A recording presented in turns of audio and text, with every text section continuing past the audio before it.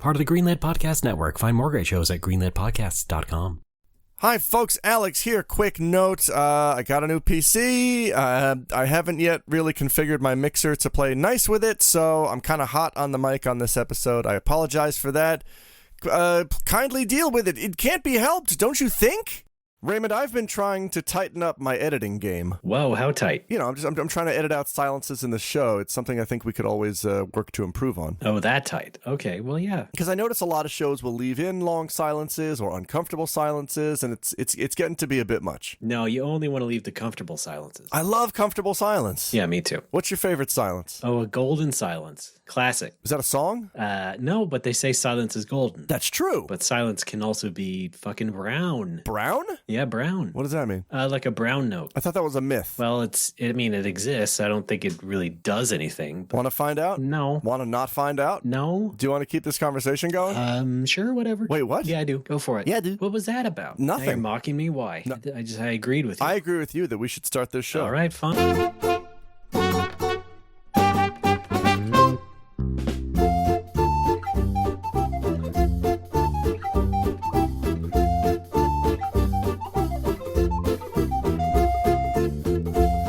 It's No More Whoppers. Welcome to the show, everybody. How's it going? My name is Ray Barnholt, scared of email. And with me, as always, the Alexander from Down Under, Alex Fraioli. G'day, mate. Yeah. That's all I got. You know, the deep south of Pittsburgh. Oh, I thought we were doing Australia. Is there a Pittsburgh in Australia? Yeah, like, it's called Pittsburgh, Australia. That's where SaGa is from. Like how there's multiple Springfields? Yeah, exactly. SaGa, where'd that come from? Wait, because doesn't Australia have platypuses, platypi? Yeah, but not Pokemon. Isn't SaGa based on a platypus? Hey, listen, in lore terms, a Pokemon is a Pokemon. It's not exactly an animal.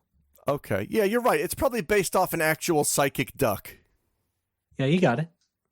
Okay, good. Yeah, you know what's going on. I do. Do you? No, Ray, how has your month been? Oh, not too shabby. I had a crazy weekend, but... What happened? It might tie into something I want to talk about with you. What? Which is your new computer. Hey, save it for the show. But we're doing the show, Alex. What? Right now we're recording. That's right. Look out to the audience. You can see it right there. I just looked out to the street. I saw a single car. Air circulation. For some reason. Raymond, that's right. I have acquired a new personal computing home machine. Yay, you finally did it. It is very nice. 9 years of crapping around with a crappy Mac. I mean, really, it was more like 11 years.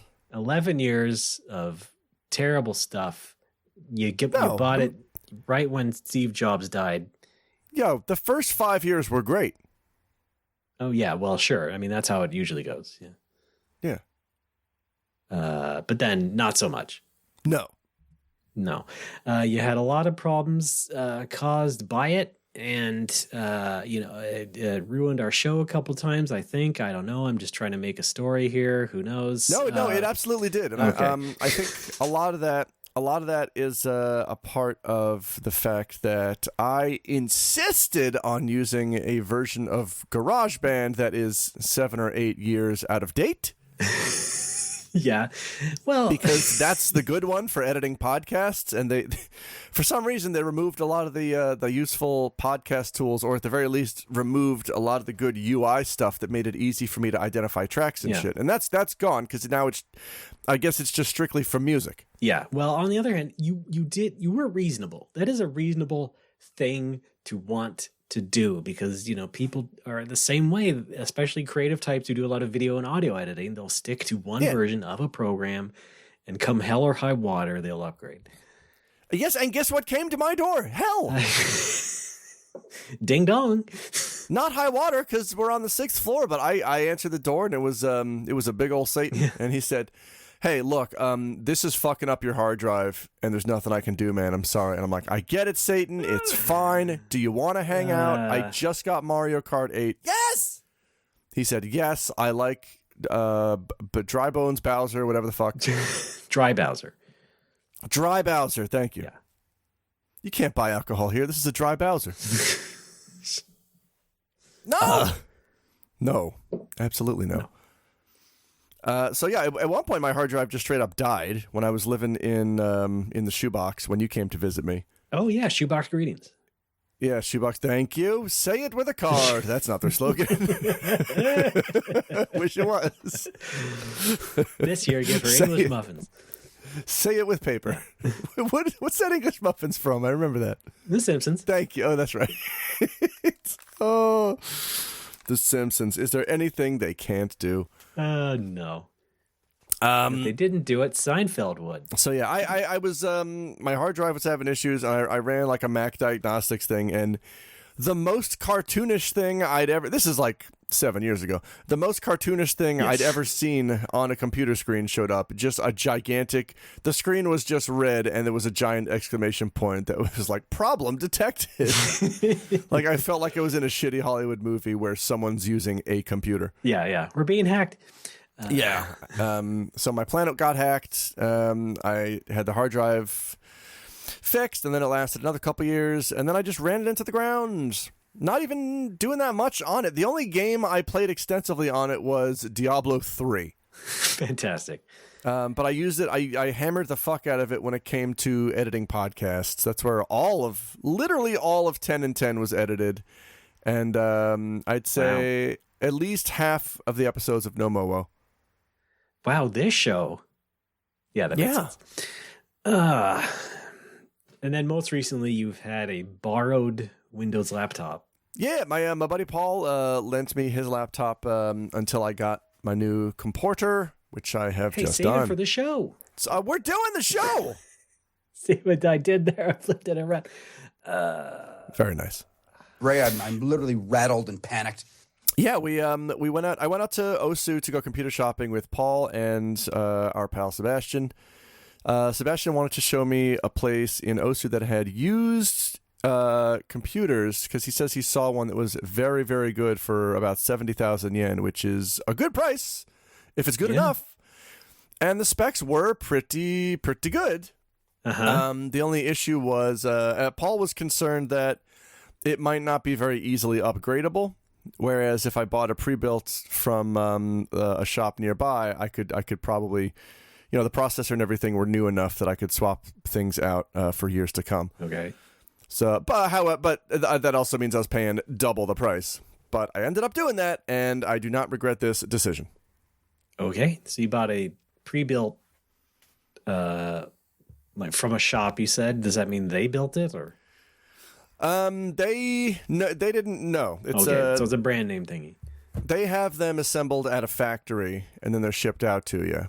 And it was explained to me that that's how they can get their hands on a 3060 to put in my rig.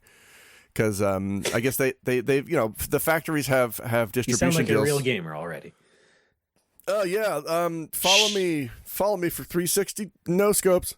You got that 360 in your rig, bro. Very poggers. Oh God, stop. They must have a deal worked out with the manufacturer, because the factory just gets all these new graphics cards to put in pre-built computers. So I got one. I mean, obviously the price of this entire computer is a fraction of what it costs to buy just the graphics card alone from someone online. That's how it goes. Yeah.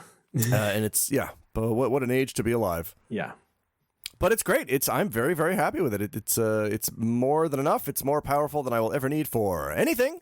Yeah, well, at least for the time being, yeah. For the time being, I can, because I don't think I'm gonna get a PS5 anytime soon. So I might. So yeah, going against what everybody knows about me, I may become a PC games guy very soon. Pretty good. Not that it even really matters much anymore, because so many console games come to PC now, including indie stuff, but also just the big AAA things, that it's all pretty homogenous. So, right. for example, remember that? I know you've been playing Saga Frontier Remastered. Yes. Oh, let's get into which is that. on PC. So, yeah. Yeah, Well, I was a little disappointed to find the game is a lot more expensive in Japan. Oh, really? So here it's $24.99. Yeah, I was thinking about buying it, so I'm like, So I just Google Saga Frontier Remaster price, and I see Steam $25, Switch $25. Uh-huh. And I'm like, that sounds pretty good. It's a remaster of a game I remember enjoying. Let's do that. And I go home and I fire up Steam, and Steam looks at me with its dead eyes, and it says 4,400 yen. Oh, Jesus. Yeah, and I'm like, what? Why? Boy, oh boy. So I'm like, all right, I'll deal. life. I don't.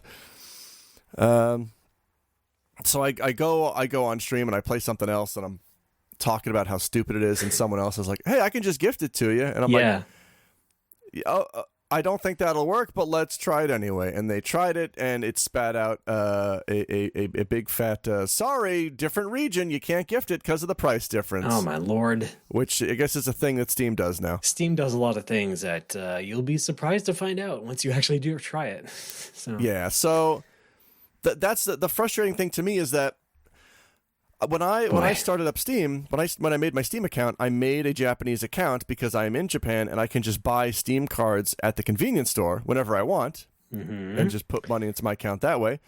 But I was still able to buy things off the North American store, and it was no problem. Now I can't do that, but I'm still locked into my Japanese account. So they just kind of fucked me over there. You don't have a separate account? You didn't? No, I don't. Okay. I guess I could make one. What? All I need is a separate email address. Is that how it works? Yeah, or maybe try that Gmail alias trick. What's that? You just your regular Gmail username, and then you add a plus symbol, and then whatever fucking tag or label you want to add to the end of it.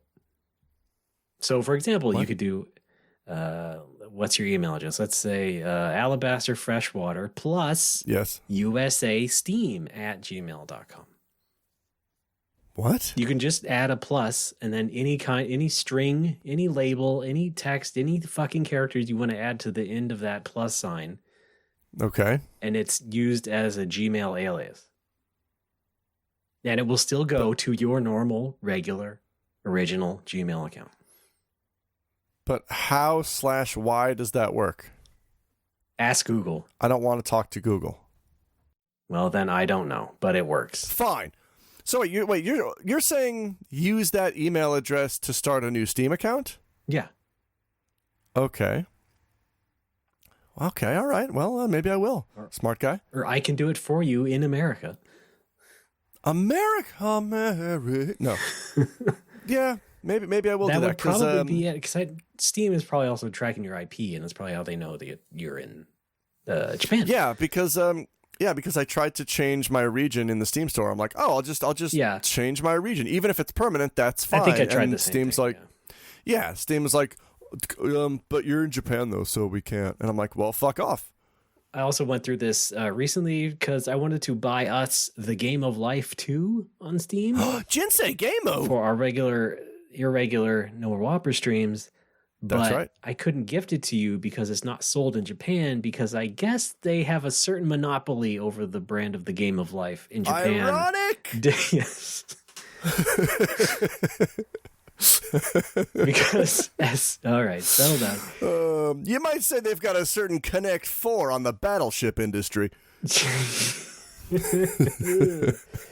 Yeah, because it's not exactly fucking Hasbro in Japan making the Game of Life, so different licensing horse shit there, and of course different Japanese companies making different Japanese Game of Life games. So I guess that's why I couldn't give it to you.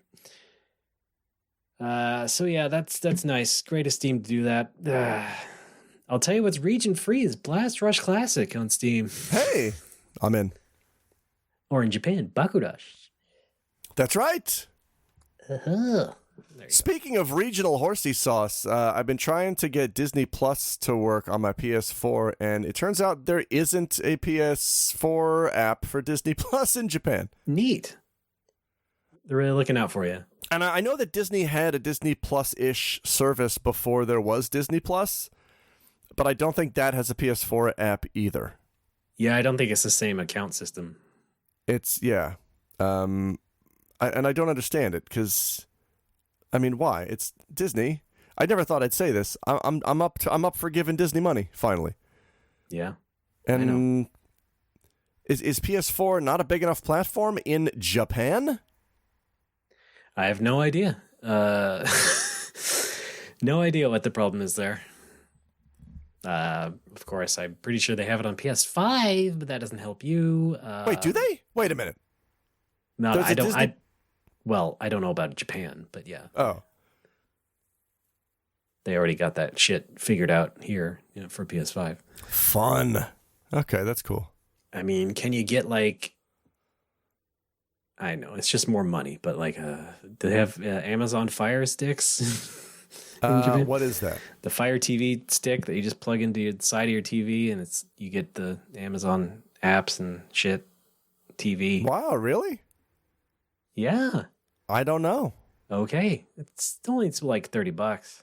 I like $30. Yeah. All right, that's something to look into. Because not so much for me, but Ruri is getting very tired of Netflix. She's kind of seen everything she wants to see. Boy, I hear that. Yeah, I don't watch really any TV or movies to speak of because I am a boring person. But Same here. I want her to be able to relax after work. Okay, yeah. Oh, okay. So you're mostly doing it for your wife. Yeah. I do want to see some of the Disney Plus Marvel series as well. Of course you do. That's about it, maybe. Yeah. Yeah. Yeah, I'm not sure what else they would have that would appeal to me. Maybe Marvel. That's about it. The Disney animated Boku series. You want to swing for the fences again with that one? Yeah, okay. Yeah, you're right. Disney didn't do that. That was animated by Ralph Bokushi. All right. Thank you. No? Nothing? Oh, I deserve nothing, and that's exactly what I got. Well, that's a lot of fun. I wish you luck on your PC gaming journey. Thank you. It feels good. I'm sure you feel to finally to pay less. Yeah. Except you didn't pay less. You probably paid more for the pre-built, but nevertheless, you probably feel better not having to build one. I think I paid less than if I had to build one. Holy shit. Well, I guess I can understand that too. Simply because all of these top-of-the-line graphics cards are thousands upon thousands of dollars. Well, I would say maybe also there might be a markup on parts in general in Japan. That is true. So. Although my buddy Jason just built one last year, and I think he got all of his stuff online, and even with international shipping, it was still cheaper than buying them in Japan. All right. Well, Jason's smart. He's a smart guy. He knows what's up. I never met him, but he sounds smart. He's finished a couple of schools. At least one. As far as I know.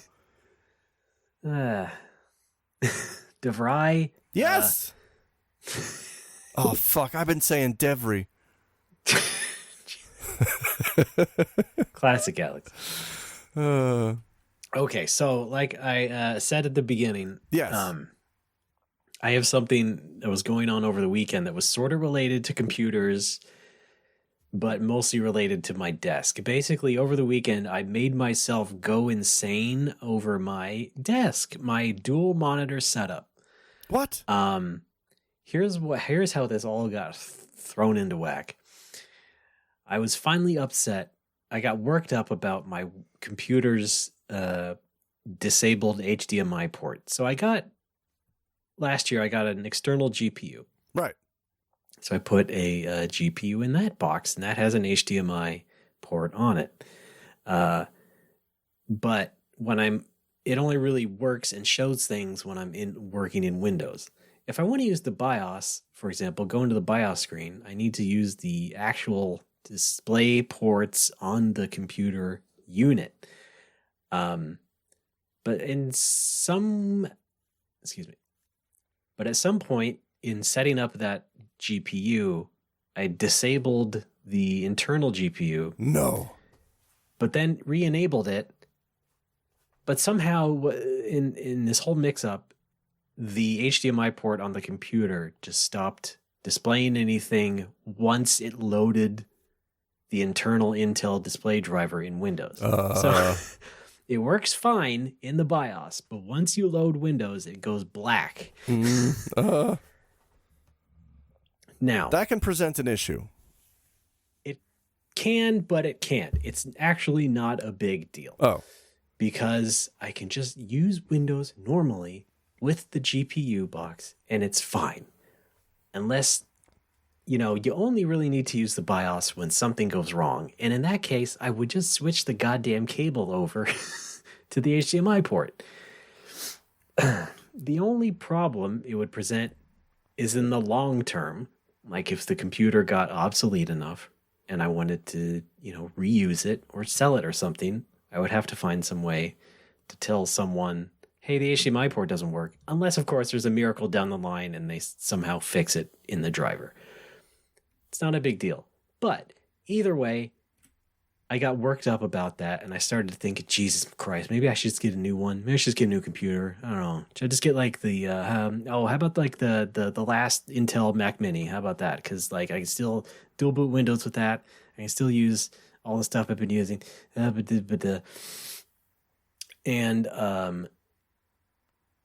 was that whole thing. I was just debating trying to buy a new computer or not, or a new Intel NUC unit, which is what I already have, which is the same sort of mini computer as a Mac Mini, just an Intel. So dovetailing with that was also me just trying to figure out my desk setup, because wait, if I get a new computer, I could finally reorganize this desk again, because I like having dual monitors, but sometimes I don't like having them so side by side all the time, because that's how I usually do it. Maybe if I have one monitor straight on in the middle and then one on the side at an angle, that would be more beneficial to my productivity. But as I was trying it out, it wasn't working out. I couldn't adjust to it. And the monitor that's at an angle is taking up too much space, because you got to push it toward, or pull it towards you. And it, there's not leaving enough space in front. And I was really racking my brain about it. And so, by the end of Sunday, I had calmed down and decided, as a person, I like my monitors side by side and a little bit pushed in at an angle so that they're a bit curved. Yeah. Angling towards me. That's great. Fantastic. And I got a longer cable for the external GPU to put it down on the floor, which actually left even more desk space. So that also made me content. And so the second thing also was that I settled on not buying a new computer. And instead what I did is just upgraded my storage. And now I just have 2 terabytes inside of it. And that's much better. That puts me at ease for a different problem that I didn't even mention, I realized. But nonetheless, it's what made me feel a lot better about this whole thing. Oh, and I set my fan in the BIOS. As long as I was looking at the BIOS with the HDMI cable, I just set the fan setting to quiet, which also made me a bit happier about the fact. No, there's a cooling setting in the BIOS. It's like just normal. Called quiet? Yeah, quiet, which... holy shit. Basically, it doesn't spin up as fast, depending on the maximum temperature or whatever.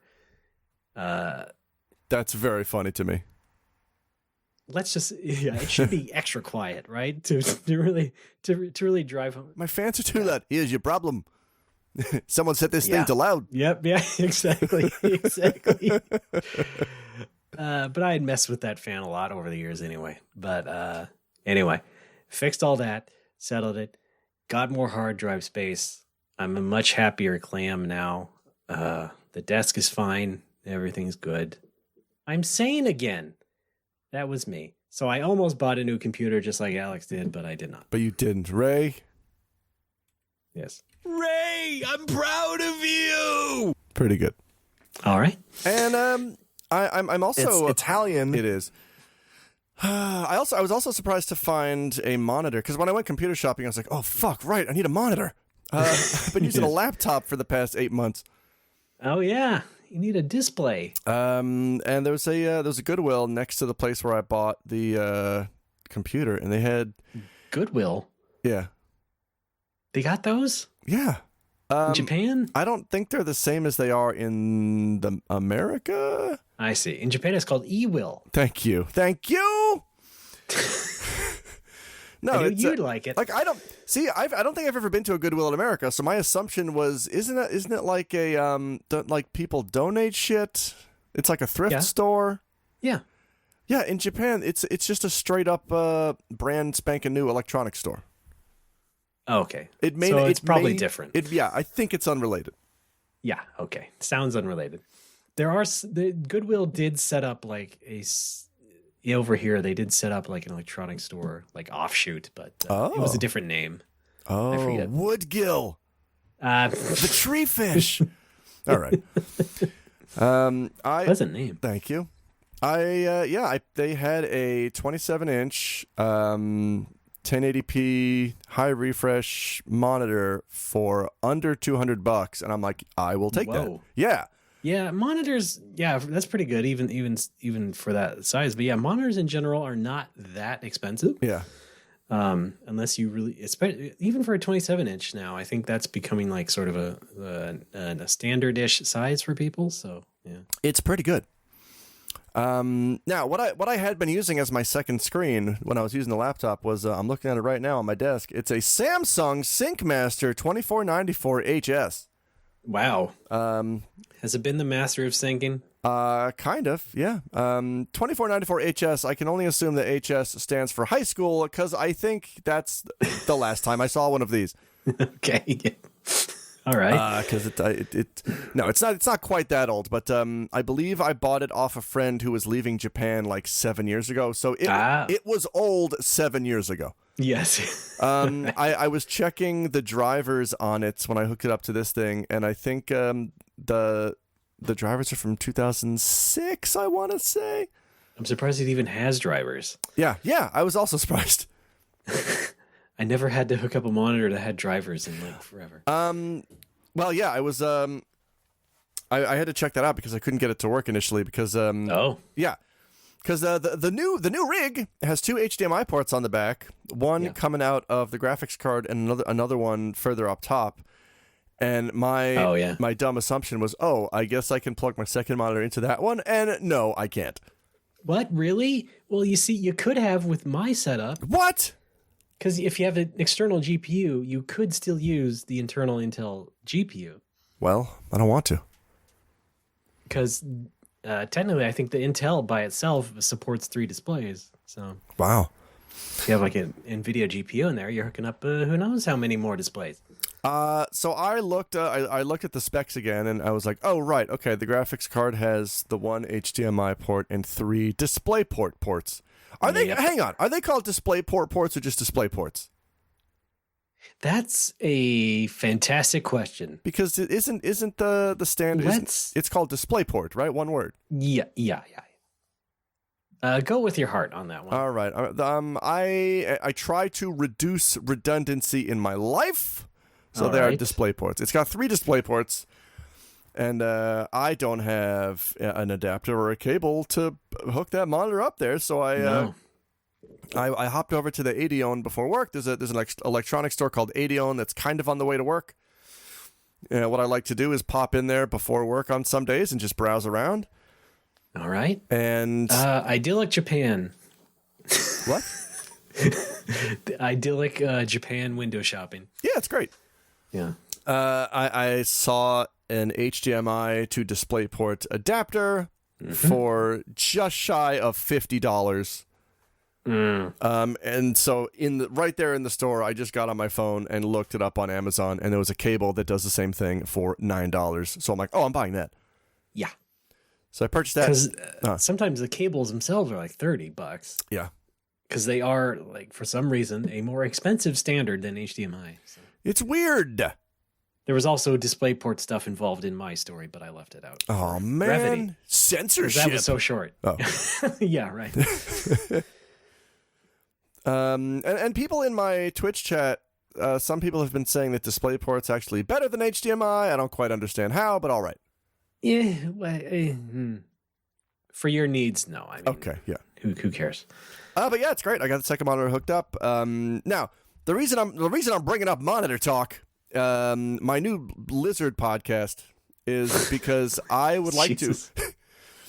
When my buddy Jason built his, he picked up a 27-inch 1440p monitor. Oh my god! And I don't need that, but I kind of want FF14 to look a little better. Sure. So I'm thinking about picking one of those up eventually, and then downgrading the 27-inch 1080p to my secondary monitor. Wow, pretty good. Yeah. Well, hey, I'm just jealous that you have 27-inch at all. Yeah, because my two monitors are 24-inch. Oh, really? Which I also bought at deep discount, but they match. So how is there not a pizza chain called Deep Dishcount? Why don't you just Google it? Why? It's probably there somewhere. Fine, or I'll Google it right now. Hang on a sec. Anyway, yeah, because I got those monitors kind of cheap, and I just sticking with them as much as I can. Deep Dish. Same with the computer, to be honest. DVD, Blu-ray, CDs, vinyl, free shipping on. No, this is deepdiscount.com. Yeah, no, Oh, come my on. God. This is my fault because you told me to Google it and I binged it instead. Yes. Hang on, I'm going to add pizza to this search and see if I get anything. Deep Dishcount pizza. Little Caesars, extra most bestest pizza. LittleCaesars.com. Yo, Deep Dishcount is available. Okay. I think .com, really? No, but I mean, I think just the name to trademark. If anybody wants to start a budget pizza chain. Well, come on, Alex. You're basing this on one Bing result. Yeah. So. There might be more to it than that. Well, I'll look into it. I'll get back to you. Okay, apparently not. Oh. But yeah, FF14 looks gorgeous on this new baby because it's a it's like that was a great intonation because it's an 8-year-old game. It's got the same energy as when I was running FF11 on my shitty netbook that I got at Costco for just a couple $100. Oh my lord, yeah, those are the days. It's a shitty netbook, but FF11 at that time was also like a 15-year-old game, so runs flawlessly. Yeah, exactly. Same deal with FF14 on the new rig. It's an 8-year-old game, or I guess a realm or 1.0. Yeah, technically it's from PS3 generations. Yeah, right. And it's looks great, runs great, look cute, feel cute. That's the motto. Smells great, tastes great. It is nice to walk into my room every day now, and it smells like new computer. You know what I mean? Sort of. Yeah. It's nice. Instead of just, ordinarily it just smells like basil and pasta sauce. Right. This is great. It's a nice combination. It's a nice bouquet. Did I tell you I'm Italian? Let me restate that. Yes. Yes. Yes. Well, that sounds great. I'm still happy for you. Good. I hope you get that second 27-inch monitor. You deserve it. Thank you. You deserve a break today. McDonald's? Yeah, McDonald's monitors. They're diversifying. They're hitting hard times. 1440G, and then Grimace sticks his head around the corner.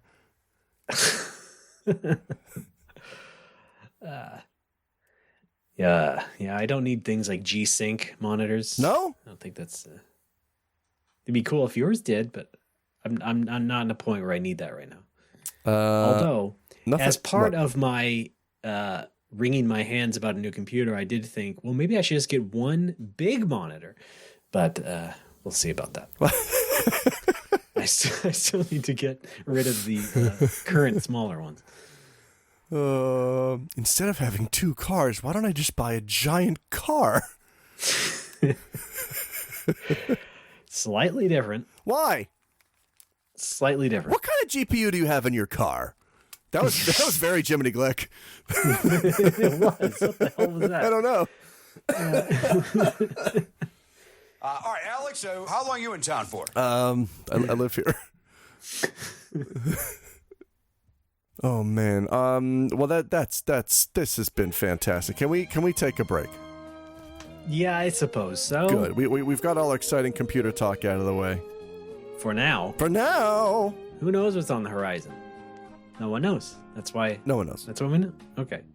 Well, then let's take a break. Bye-bye for now.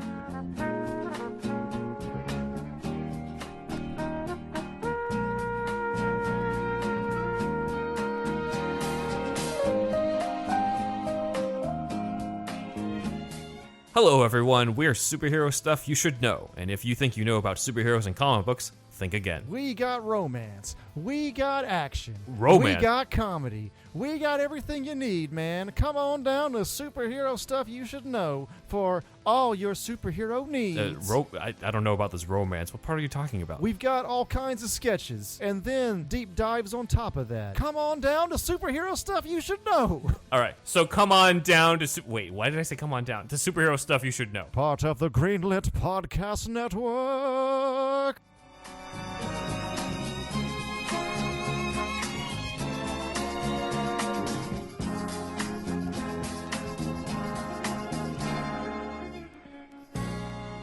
Folks, we're back. It's No More Whoppers. I'm Ray, that's Alex. How do you do? Pretty good. I'm getting my second vaccine in a couple days. What? You getting vaxed? Oh, yeah. Your second one? Vax attack. You love the first one so much. I had to go back. Had to go back. No, I really had to go back. Okay. Yeah, they, here in town, they have a Six Flags water park. Okay. And they use the parking lot for that and route people around it. Okay. You start at the front, you go all the way around to the back and back again to the entrance, and then wait in line. Oh boy! And it's a drive-through deal. They got series of little that's huts. Fun. Just hang your arm out the window.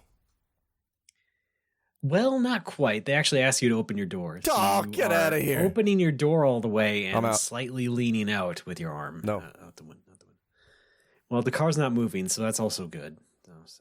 Oh yeah, yeah. That. It would kind of suck if the car was moving and you broke a needle off in your arm. Yeah, I don't need to be thinking about that. Okay, sorry. Fine. Yeah, just a little bit of a spooky Sunday. Yeah. Thank you. There you go. Anyway, that's also why I'm glad you're editing the show this time around, because Mitchell! who knows what side effects I might have. Oh, no. That could delay such a thing. That's right. I have a question about that, actually. Yes, sir. Am I going to understand the second vaccine if I didn't see the first one? Well, I don't think they would really let you have the second, only by extreme clerical error. Okay. All right. I'm really into like fan fiction. What if I made up my own third vaccine and submitted it to you? Would you take it? I think that's fine. All right, okay. Would I take it? Yeah. Like inject it? I have a syringe. Thanks. Wait a minute. It's just full of 7-Up. Well, that's not good. The bubbles aren't good. It's delicious. You've never had it. But it's not good for the bloodstream. Try it out. Here you go. Here you go. Come on. There you go. Alex, there you go. Science. All right, it's in you. Well, I'll be dead by dawn. Just an image of you shrugging on the cover of Dead by Daylight. Well, guess I'll die. That's it for me. Well, down I go. Well, we need you back on your feet. We need you fighting fit. I hope you don't have any bad side effects. I think I might be okay. It's I heard one of the side effects is incredible boner. Is that... Oh, no? Is that why you're looking forward to it so much? I think so. Latest scuttlebutt I heard is that Japan might start it for the rest of everybody in July, maybe. Our Prime Minister SaGa 51 was saying that we were going to get it May or June, and I guess that got pushed back to July. Some people are guessing fall even. Great. These are almost exactly the same time windows as the stimulus last year, the first round of stimulus. They were projecting May, June, then it became July, and then everyone was guessing fall. It turned out to be August. What's up? Also, the Olympics. Yeah, there's that. So yeah, let's get to this now. There's another Olympics talk. Olympics talk. Raymond and I are entering the tandem bicycle race. Is that? Yeah. Is that right? Hey, hold on. We have a theme song for our Olympic coverage. Here do we?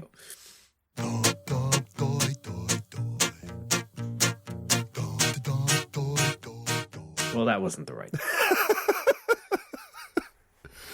I was like, moving on. that's an old one, and I don't get this, but I'm going to play along with it. Okay. Cool. Fair enough. I'm sorry. Here it is.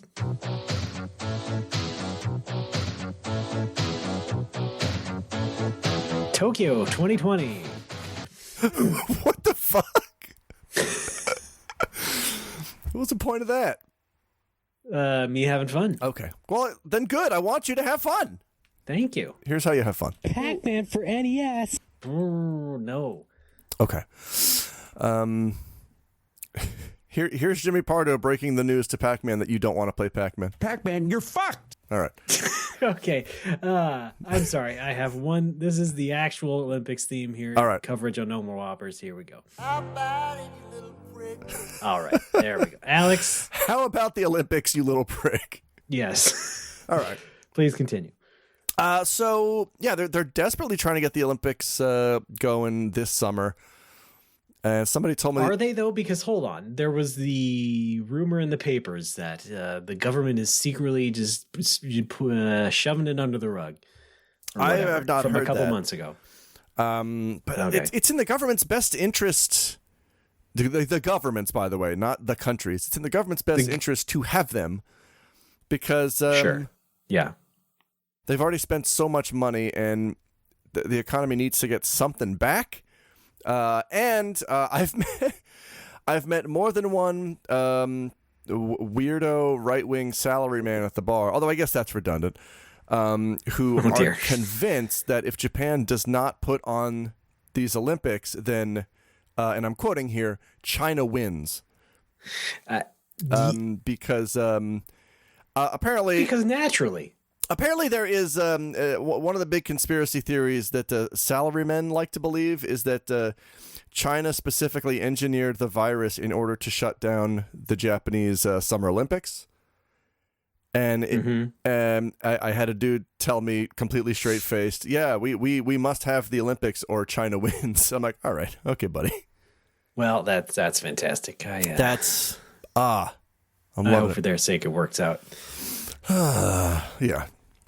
Boy, they really worked up about those highly fucking corrupt sporting events. Yeah. Do nothing but drain the economy of any nation that Yeah. they happen to be held in. Yeah. Great. So, I think so. The quasi state of emergency is going until May 11th, which just happens to be the end of Golden Week, and I think it's a two. They're trying to do two things here. One is keep the virus from spreading over Golden Week, and maybe try to get the numbers down before the Olympics, if they're even going to happen. Yeah. Until, of course, the numbers go right back up, and there's more states of emergencies and lockdowns and other crap that keeps everyone from enjoying the outdoors or basically just coming to Japan at all. And so right now, this is not technically a state of emergency. This is I'm seeing it reported as like a quasi state of emergency, and kind of related to this. This is embarrassing. I misunderstood what state of emergency was, and it's not just a PS2 game. I was gonna say I played through the PS2 game about 7.5 times before someone told me that's. You were like, that's not. We're worked up about this. Yeah, like it's fine, I guess. EGM give a cover to this? So this state of emergency or quasi state of emergency just means that I have to close the bar at 8 p.m. until May 11th. However, now it is being enforced. How? I don't know. But they say there's a fine of 200,000 yen if you are caught being open after 8 p.m. So I'm just being very cautious about that and closing. Last call is at 7 p.m. That's nice if there's nobody there because that means I get to go home at 7. But if someone's there, I'll do last call at 7, and then I got to kick their ass out at 8, and then I go home and I stream. All right. When do you usually have dinner, though? Just in general, daily? I will have... So before work, I will have an early dinner. This is at like 4:30. Okay. I will usually buy an onigiri from the kombini. I'll buy an onigiri and one of those jelly pouches. Because they're good. Okay, fulfilling meal. Yes, and that'll give me... And maybe a bread. I'll get some kind of bread. Right. And all 4 food groups. That'll get me through work, and then I'll get home at 8:30. Mm-hmm. And then that's about when Ruri gets home from work, and then we'll either cook dinner or we'll go out and buy something. Okay, that's okay. I see. That's not bad. It's pretty good. Now, yeah, when I, before Cordoba, when I was open till midnight, it was a lot trickier. I would have to buy more dinner before work and snack on stuff all throughout work, and then when I get home at like 1 a.m., I gotta eat some leftovers in the fridge because my wife's already asleep and we can't go out to eat. Yeah. You know what I mean, Vern? Well, yeah, I do.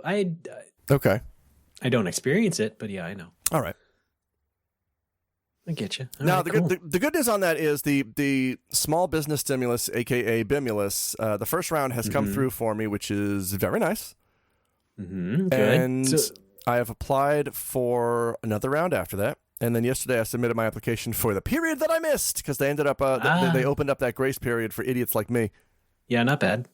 And it's a huge relief. I missed out on a couple of bucks because I was trying to... I was trying to adhere to what do you call them? Scruples.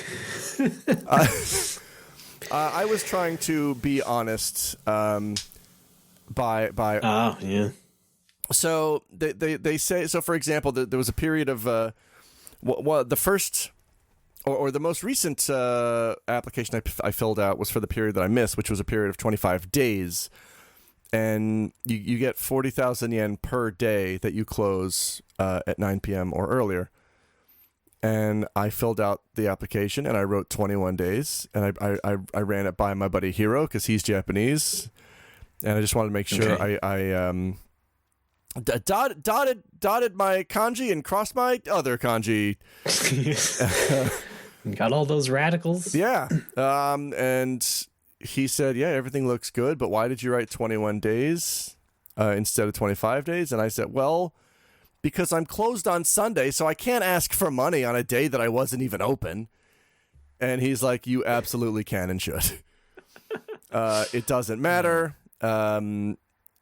Even if it does become an issue, they just might ask you to give back 4 days worth of stimulus. It's not a huge deal. Oh, boy. So now I'm putting down the full value on every way. It's free money from the government. It's isn't that what we pay our taxes for, to keep my bar afloat? Yes. Yeah. Well, not my taxes. Oh. Boy, oh boy. Oh. Oh, I have a tax story. Oh, really? Okay. Well, my story just ended, so go. Okay. Well, we usually talk business in regards to you and your bar. Yes. We don't really talk about running my business so much because it's kind of boring. There's nothing really going on. But something except around exciting tax happened. time. Tax time. Yeah. So, in many states, including California, you have to pay a annual LLC fee. Hey. This is a tax fee thing. Okay. In California, it's $800. Gross. Whether you made any money or not. Ew. If you have an LLC, you get to have the privilege of paying them $800 a year. Ugh. So for the first couple of years, I was doing that correctly. What you have to do is just submit a separate kind of tax return to the the tax board in the state. I kind of fucked up a couple of times and forgot to submit it for, I think one time.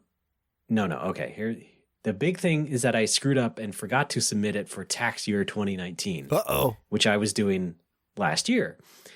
The thing is that I was doing it with the accountant on the website, and they offered to fill out the form, and I was like, no, I'll take care of it. Because I thought I had an exemption. Oh. Now, in San Jose, which is where the LLC is based, there is a business tax exemption. At some point, I got confused or just wasn't paying attention to myself and conflated the business tax exemption with the LLC fee exemption. Oh, no! Which does not exist. Okay. You still have to pay it. like I said, whether you made anything or not. That's fun. So while I filed the business tax exemption for San Jose, so I don't have to pay San Jose anything, I still have to pay California something, which led to me forgetting entirely to submit the tax return to the tax board for the LLC fee. Apparently, I had also forgotten to submit it for tax year 2018. Oh boy! Because then I received a notice like last month from them saying, "Hey, you paid something in 2018, but we don't have a tax return for it. What are you doing here?" So I'm like, "Oh fuck, okay." So in a hurried rush, I sent them a printout of my entire personal tax return, which is 35 pages. Oh God. Which was a dumb thing to do. I didn't need to do that, which I didn't realize until, a couple days later when I also found out, oh yeah, I didn't do 2019 either. But nevertheless, I think 2018 is taken care of. Good. 2019 was sent just the other day. Did you just have to send them $1,600? I did send them $1,600. Originally. Oh, okay. This is going to get too in the weeds. Okay. Anyway, the thing is, yes, you have to send them in the mail, the form, and then you can go online and pay it. What? It's very dumb. You've got to send in a form to ask permission to give them the money? No, you have to send them a form to say, hey, I'm still here, and then you can go and pay them the money, and it will be, all, aligned. Okay. They'll say, hey, because you can go to the website and say, hey, I'm paying this LLC money for this year, and then eventually they will get the fucking form in the mail, and, Okay. Fine. It's the wonderful tax system in this country, of course. Every little facet of it, a complete fuck up, and doesn't need to be half as complicated as it is, but there you go. You did it. Yeah, I think I'm finally good.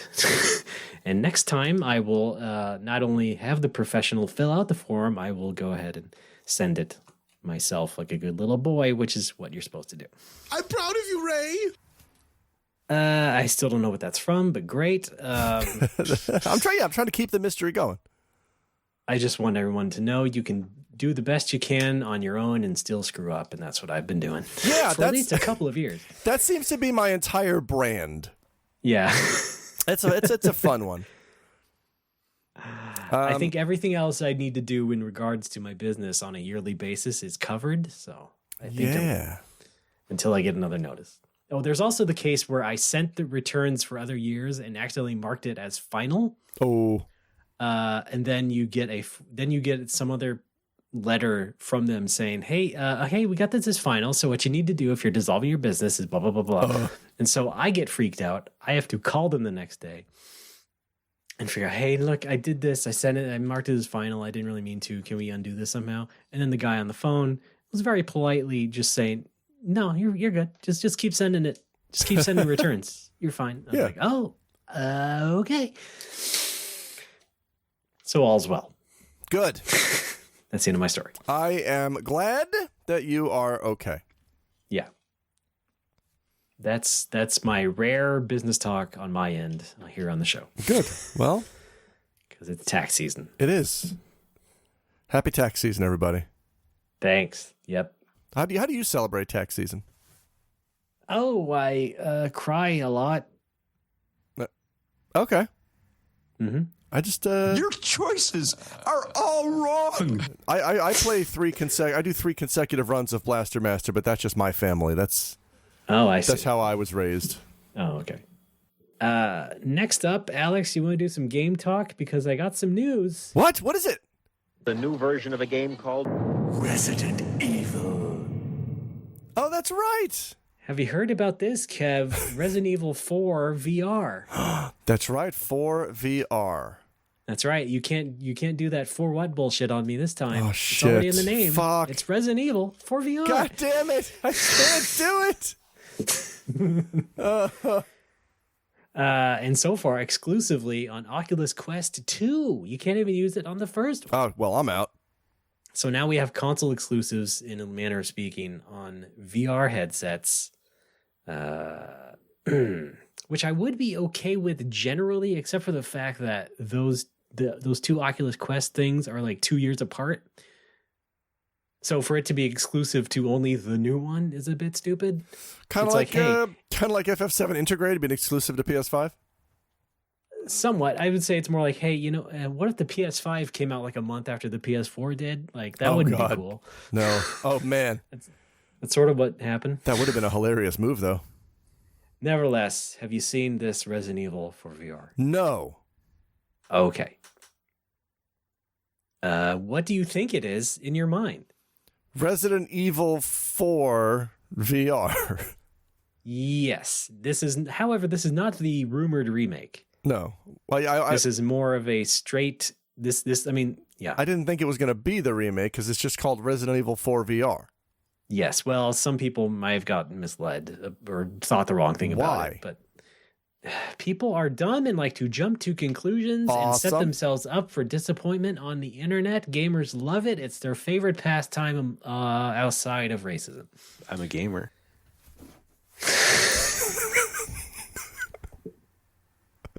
I ask you to go to the kitchen, pull out a knife, and jam it into your fucking gut. I'm a gamer. Pac-Man, you're fucked. Okay. It's a big Jimmy day. It is. Well, that sounds fun. I like RE4. I was watching my buddy Yusuke play Resident Evil 4 last night at the bar. Yeah. So not in VR, just in V. No, I don't think so, because this one's not out. No. But it's I think if you've seen a VR game lately, it's about what you think. They put all the Resident Evil scenarios and scenes into VR, and now it's first person, and now you like warp around in it and reload shotguns in real time. Cool. And get to see the El Gigante. Yes. Check it out. They're all here. El Giganto, BitTorrent Mendez, of the Lake. I feel like that's a joke we may have made on AIM Lord, like 15 years ago. Probably. Lord Sandler. Who else? Some villagers are going to call you un forastero, which I think it's rude to call somebody a forest in any culture. Exactly. It's good. I like RE4. My name is Leon. Thank you very much. That's the, you're quoting the opening monologue. I see. My name is Leon, and I'm here to say, yeah, I'm going to rescue the president's daughter today. The bedrock, orange lime, purple. No, it's not how it goes. Well, that's about it. There's some other Resident Evil news. They're putting mercenaries in Resident Evil 8. Whoop-de-doo. Oh. Do you have any interest in 8? Yeah, I'll probably buy it for the bar. It's coming out on PS4, right? Yeah. Yeah, then I'll buy it for the bar. All right. The issue is finding space on the goddamn hard drive. I did just, I finally deleted RE7 from the bar's PS4 hard drive, so that should free up enough space. There you go. Clean out that fridge. Yeah, gotta clean out the fridge, man. Boy, oh boy. Hey, speaking of hard drives, yeah. I believe you told me off air, but you put a 4 terabyte hard drive in that computer. Yes. Now, is that separate? Is that like separate storage, or do you have an SSD for like Windows and stuff? Yeah, exactly that. The C drive is a 1 terabyte SSD, and then the D drive is a 4 terabyte HDD. Yeah, that's good. That's what I use on my gaming rig. Well, good. I like it. In fact, I had an extra SSD, so I put a second SSD in it just for games that I would want to load faster. Yeah. Yeah. That's cool. I'm so cool. You are cool. I've often said that about you. When people ask me, hey, is Ray cool? I will often think about what you just said, and I'll just kind of nod and go, yeah. Yeah, right. How do you live your life? Well, at least someone out there likes me. Yes. Who? Oh, yeah. Right. Anyway. Mitchell. Yeah, hard drives. Yeah, hard nice. Hard drives like you. They're getting bigger. It's almost like we have more than enough space now as a society.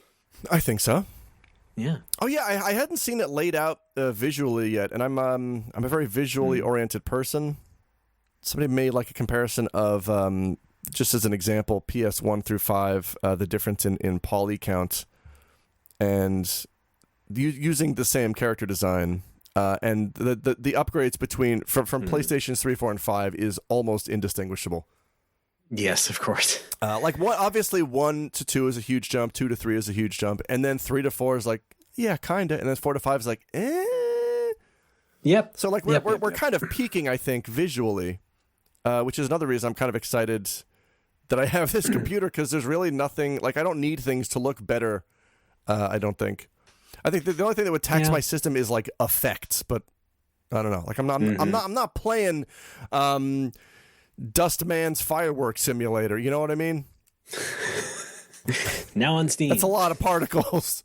Yeah, I think we're getting to I don't think we're there yet where we're seeing the full potential of what the fucking PS5 graphics or that that's level of error. That's my point is I don't care about that pinnacle. I know you don't. Because I think PS4 I'm not looks saying you fine. would. Oh, okay.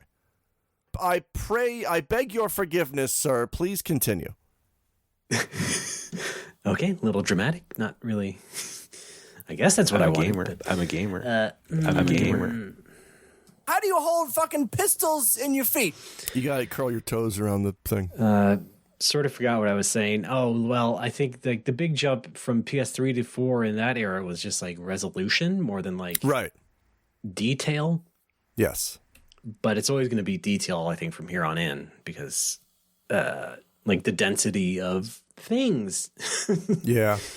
They had that demo of Unreal Engine 5 where it's a bunch of very tiny rocks all being kicked around. Look how cool that is. And that's the kind of thing we're going to be looking at, I think. But for PS3, the base resolution, a lot of games were ran in 720p, and that was fine. That's I thought fine. So. But, I was also going back to play Yakuza Dead Souls, which is only available on PS3. But it's in between Yakuza 4 and 5, and I was playing 4 and 5 in HD, or Super HD, let's say, on PS4. So going in the middle to Dead Souls, 720p is just blurry. It's noticeably blurrier. So that's where resolution, where you have a 1080p of a base resolution for most games, was helpful in the PS4. But now you get that anyway with PS5, and so it's mostly just going to be about detail. I've heard the devil is in the details. Yeah. That sounds like one of those sayings you wouldn't like me to say. No, I like it when you say that. Like when I say the proof is in the pudding. That's fine. And then you get very upset. No, that's fine. Oh, really? Yeah. You were very upset last time. Was I? I think so. I love pudding. Good for you. Well, we all love pudding, but pudding's great. I do distinctly remember just saying, well, the proof is in the pudding. You going, but that doesn't mean anything. What does it mean? Proof is what? Oh, man. What does it mean? I've been flying off the handle at my Twitch chat for people who don't use complete sentences. Yeah. You know what? I'm still trying to fix that with you on my end, because I do that sometimes, and I'm really trying to be better. Well, it's not as much of an issue with you, because usually it's understood what we're talking about. But okay. But the problem with Twitch chat is there's a delay. Yes. By the time I read what somebody has written, I don't know what they're talking about or what it's supposed to apply to, and that is compounded by people writing out one or two words followed by a question mark. For example, I'll be fighting a boss. And someone will just type out Firaga ? And I'm like, yeah, right. Okay, buddy. Are you telling me to use Firaga? Are you asking me why I used Firaga? Are you telling me to prepare for the boss's Firaga? Are you questioning why I didn't use Firaga? I need a fucking sentence here. I need a subject and a goddamn predicate. I don't know what you're trying to say. Well, it's great that you're building a community, and of course, we wish you luck. I'm a gamer. It's also if I was fighting a boss and be like, hey, that guy kind of looks like a hamburger, and then a minute later, someone goes, Big Mac. And I'm like, what? Yes, that happens too. I'll make a one-off joke. Oh, the burger thing? Yeah. I'll make a one-off joke, and I'll immediately forget about it because it's not funny, and then someone will try to springboard off of it. And I see that 25 seconds later. I'm like, the fuck are you talking about? Well, I've done that, and I've had to catch myself being like, no, don't. He's not gonna fucking get it. I'm not gonna get it. I'm dumb.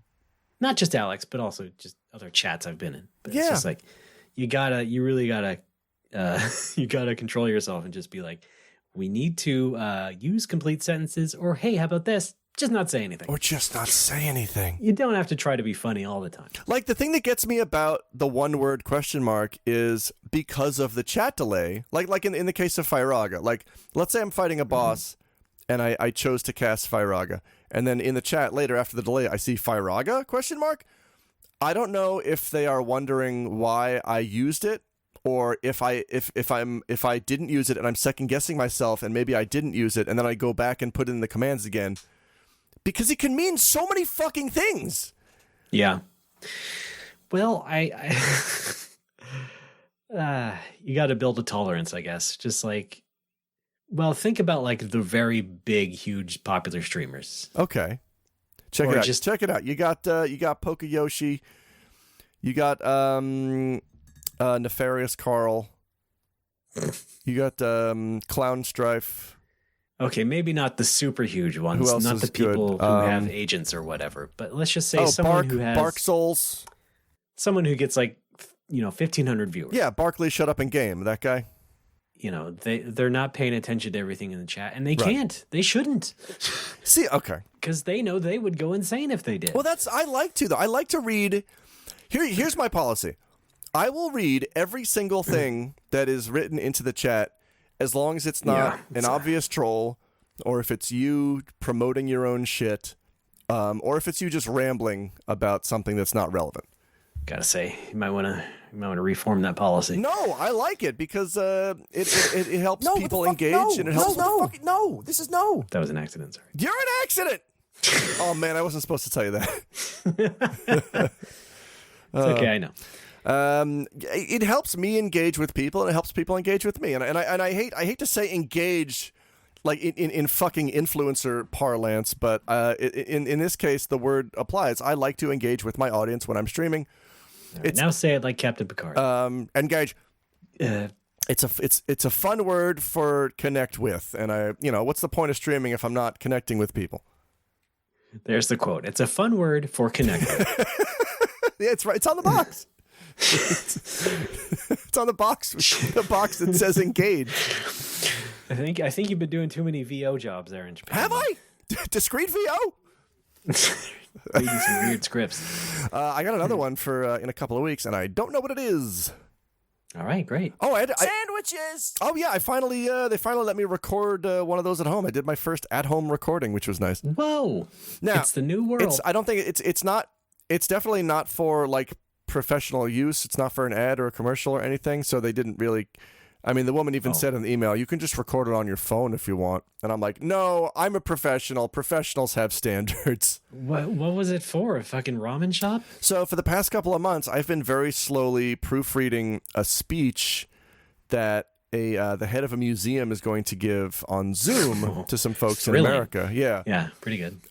There's a museum here in Nagoya that is pioneering something called the Reminiscence Method. It's basically showing old things to old people, and they say, "Oh, I used to have one of these," and it makes them happy. Okay, yeah. It sounds like Interstellar. It sounds like some scenes in Interstellar. It's basically it's gonna be us in like 40 years in a museum looking at a fucking copy of Rockman 2. It's the same thing. Yeah, and we're gonna be like, I remember this one. I don't know about us, but yeah, us.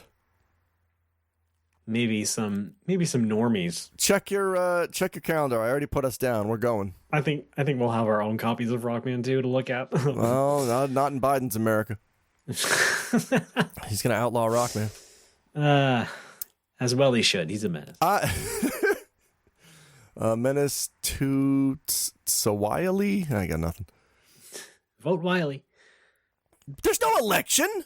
He's just a mad scientist. There is in 2000X. Well, oh, that's right. No, wait. He's debating Dr. Light in Resident Evil 3.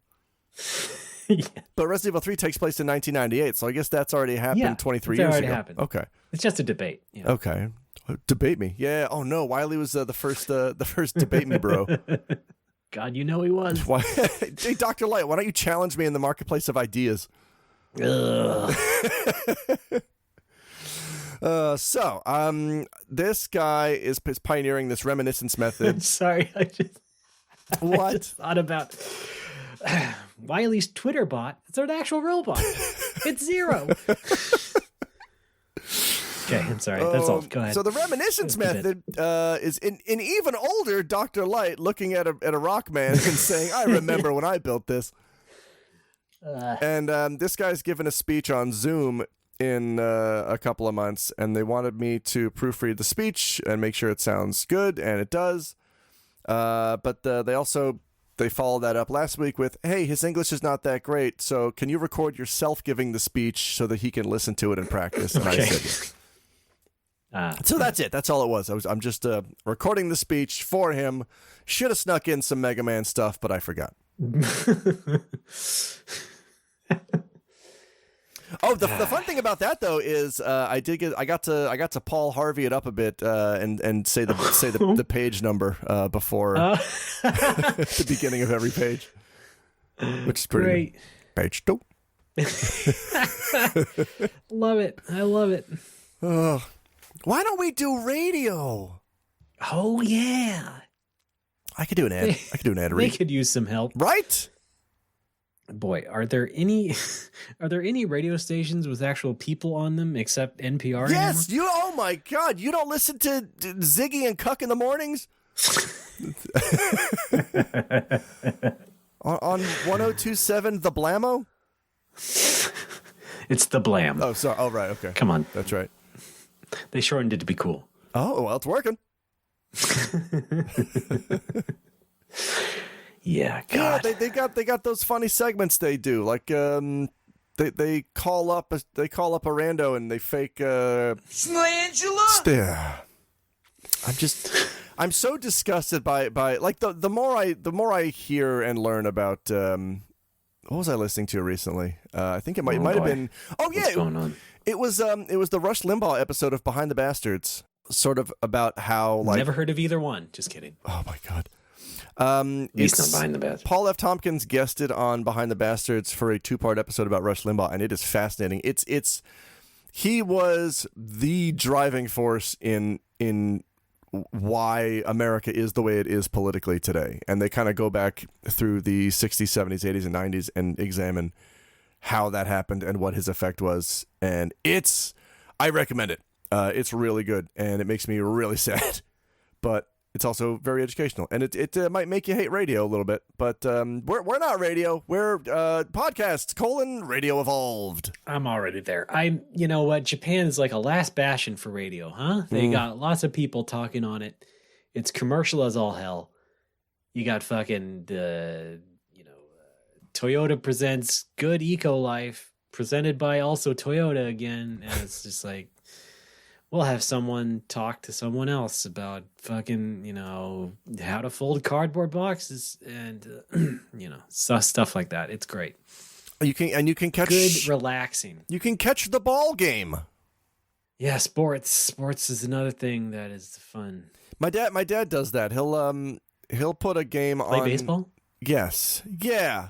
My 70-something-year-old dad will go out on the diamond and hit a few dingers. No, he What's will. What's his ERA? The Cretaceous? Wait, what's ERA? I don't know. Earned run average? Yeah. Right? Oh, it's really good. I think it's like a 4 or a 5. Oh, okay. Yeah. He only does this with football, but he will put the football game on the TV, mute it, and then put the football broadcast of the same game on the radio. Wow, that is pro. That is pro level. He swears by it. He says it's better because he says it's better. Yeah. I don't. Is it because a radio announcer is trained to be more descriptive? You know what it is? I think it's because the radio is slightly faster than the TV, because the TV has that delay in case one of the players on the field says fuck. They need they need the time right. to bleep it out and cover it up. Sure. Yeah. Well, there've still been instances of hot mics. Oh, you're throughout the telling years. me. Check it out. Yeah. Mike. Oh boy, this is. You don't have to do this. Mike You really Myers. don't. Michael Myers. I mean, they're both hot. Patohi. Patui. Mike Patoe played for the Mets. Oh my God, second baseman for the Mets. Yeah. That is So Mike Mignola. I've never seen a picture of it. I'm sure he's fine. Yeah, that's a pro dad move right there. Mike Watson. He's doing all right. All right. Yeah, that's it. That's all the mics. Okay, great. I have no more game news to talk about. I got. Do you want to? Raymond, Al, are you familiar with a video game called Saga Frontier? yes. The thing is, I just bought it today. Okay.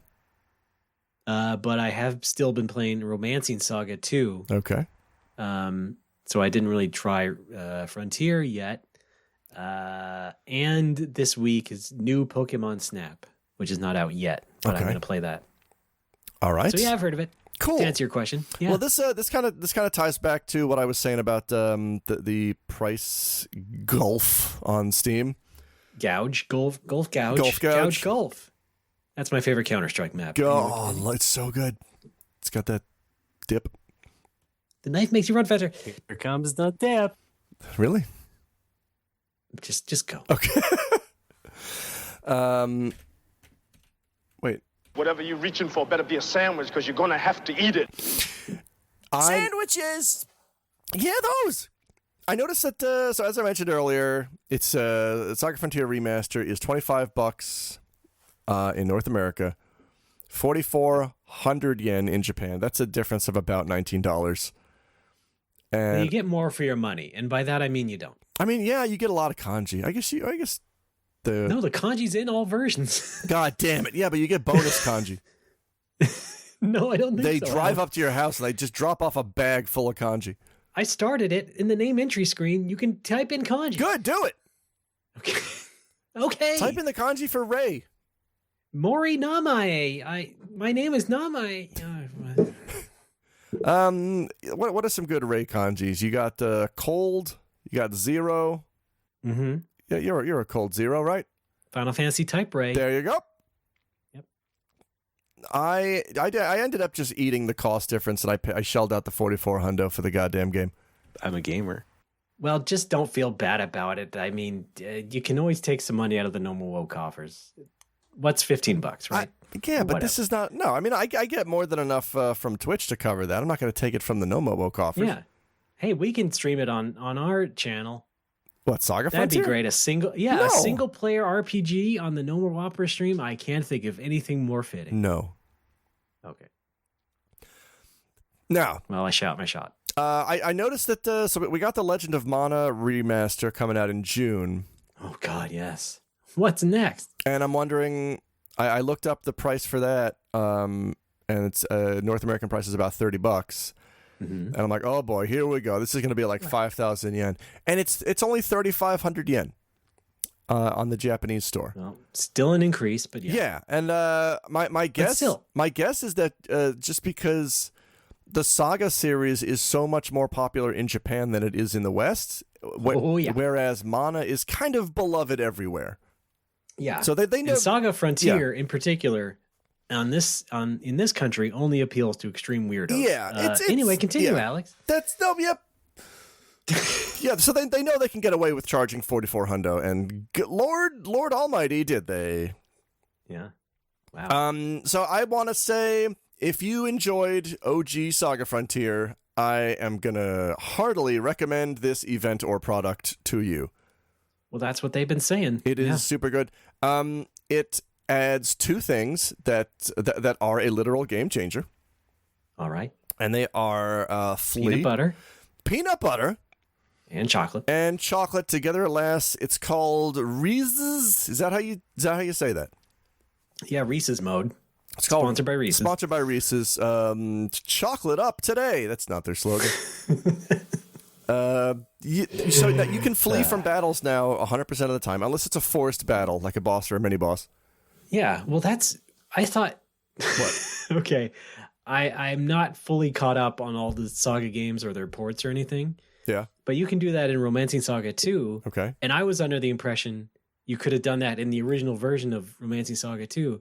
So I kind of thought it was a Saga thing, but apparently not. So, okay. Here's the thing. I can accept this ignorance. Here's the thing. With the exception of a couple hours of Final Fantasy Legend 3, Saga Frontier is the only Saga game I've played. Right, I get that, but I also was like, okay. When people were talking about, oh, you can flee now in Frontier, I was like, now? Oh, okay. Yeah. Cool. Great. Yeah. I'm a gamer. It's nice. It's nice because of the way Saga Frontier works, by which I mean stupidly. Yes. The Saga Frontier works off this invisible value called your battle rating, or BR. Yeah, Battle Royale. Battle Royale. The BR basically is the higher that number is, the stronger the enemies you fight are. And yeah, so it scales up. It scales up. Scales with you. So in the original game, you cannot flee. You have to fight every battle that you come up against. Really? Boy, I have to go back and check this. Yeah. Wow. Okay. It was, wait, I don't remember. It was either that or flee was not 100%. I don't remember. There was either no flee or there was a not assured flee. Okay. But the point is... Again, in Romancing 2, you can flee every battle except bosses, right? Unless your party leader, the Emperor, dies in the party. Damn. Because they're the only one who can flee. So, yeah. Well, shit. In Saga Frontier, you've got this invisible battle rating stat, which, again, this is one of my RPG pet peeves, is a game acknowledging a parameter, but not telling you what the fuck it is, what the number currently is. Yeah, like, I mean... FF11 did this shit with accuracy. Like, you get weapons that say, accuracy plus 10, you go to your status. Hey, where the fuck's my accuracy stat? I just imagine the FF11 team is like, giggling behind their desks, like, oh, yeah. You can't see it, it's hidden. Cool, why? Look, well, they obviously learned from other MMOs at the time where it's like people are just going to fucking completely mathematically deconstruct it anyway. Yeah. So might as well hide it. Show us the fucking accuracy. Yeah. So Saga Frontier does that with your battle rating. Like, it acknowledges, it tells you what it is and that it exists, but doesn't fucking tell you what your current value is.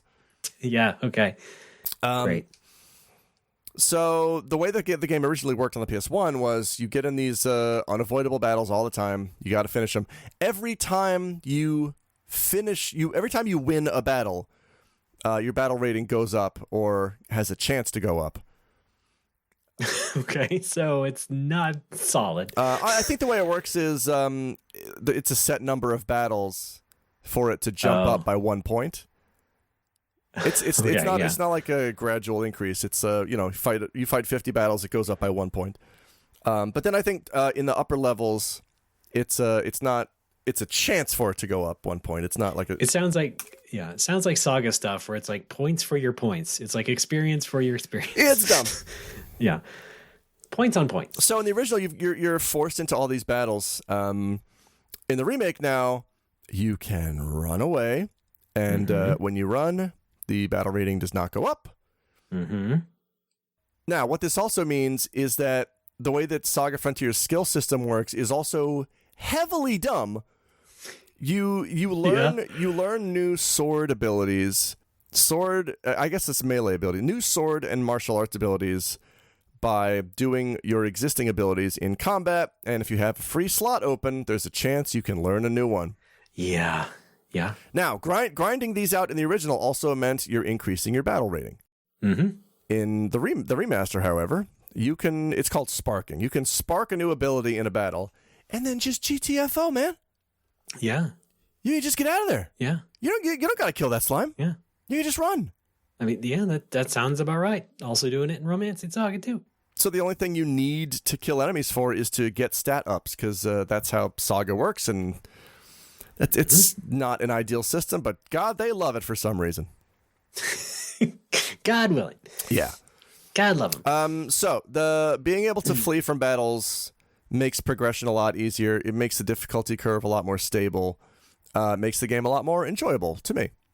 Yeah. Now, the other thing that makes the game a lot more playable in 2021 is New Game Plus. Oh, not what I thought you were going to say, but okay. What did you think I was going to say? The quick save. That's good too, but that screwed me over a couple times. All right, fair enough. Because sometimes quick save and autosave get into arguments, and the one wins that you don't want to win. Okay, so we're only talking net positives here. Yes. Okay.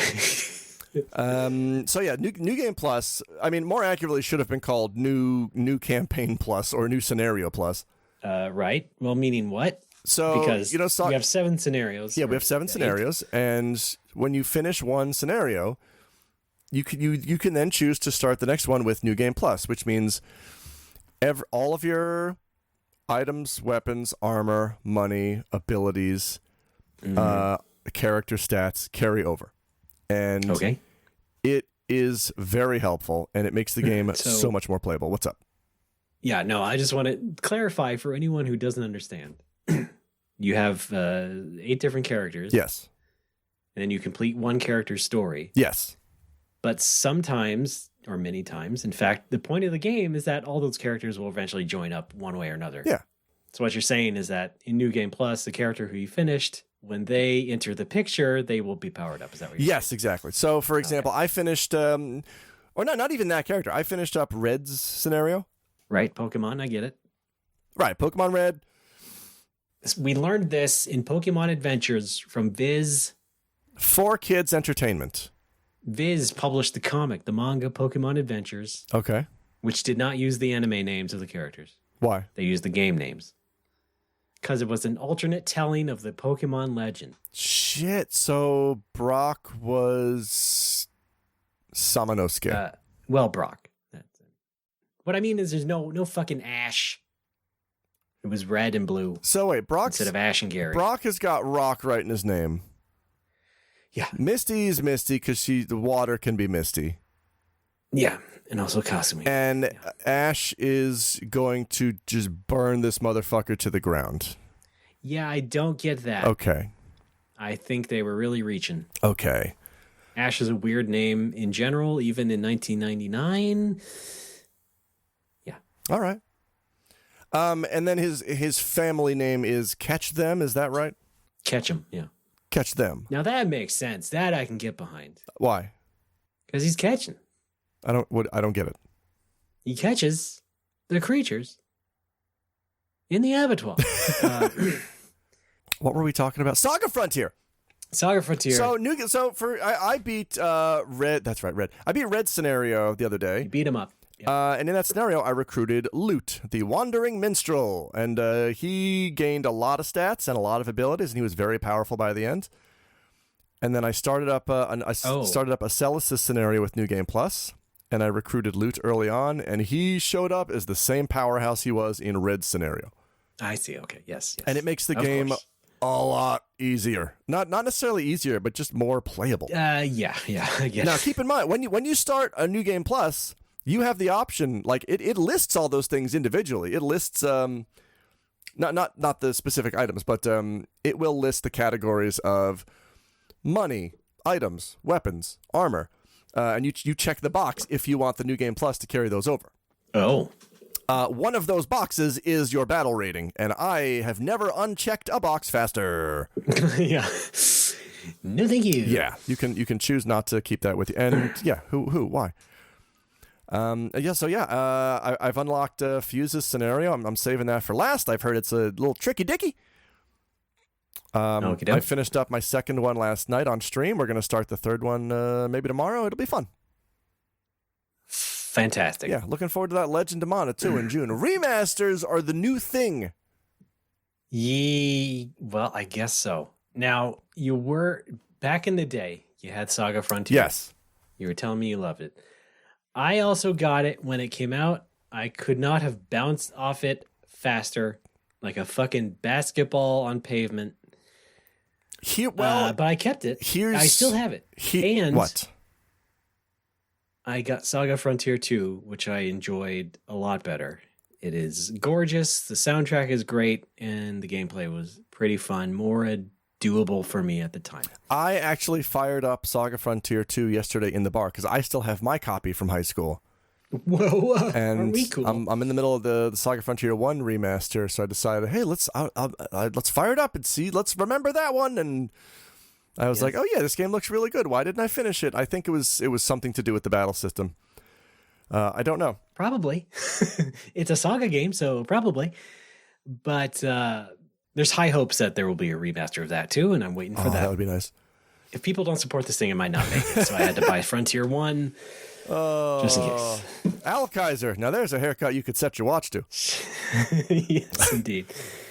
I had a very similar reaction to Saga Frontier 1 that you did, only slightly delayed. I started the game up. I played through Acellus's scenario, and I kind of liked it, and I finished it up.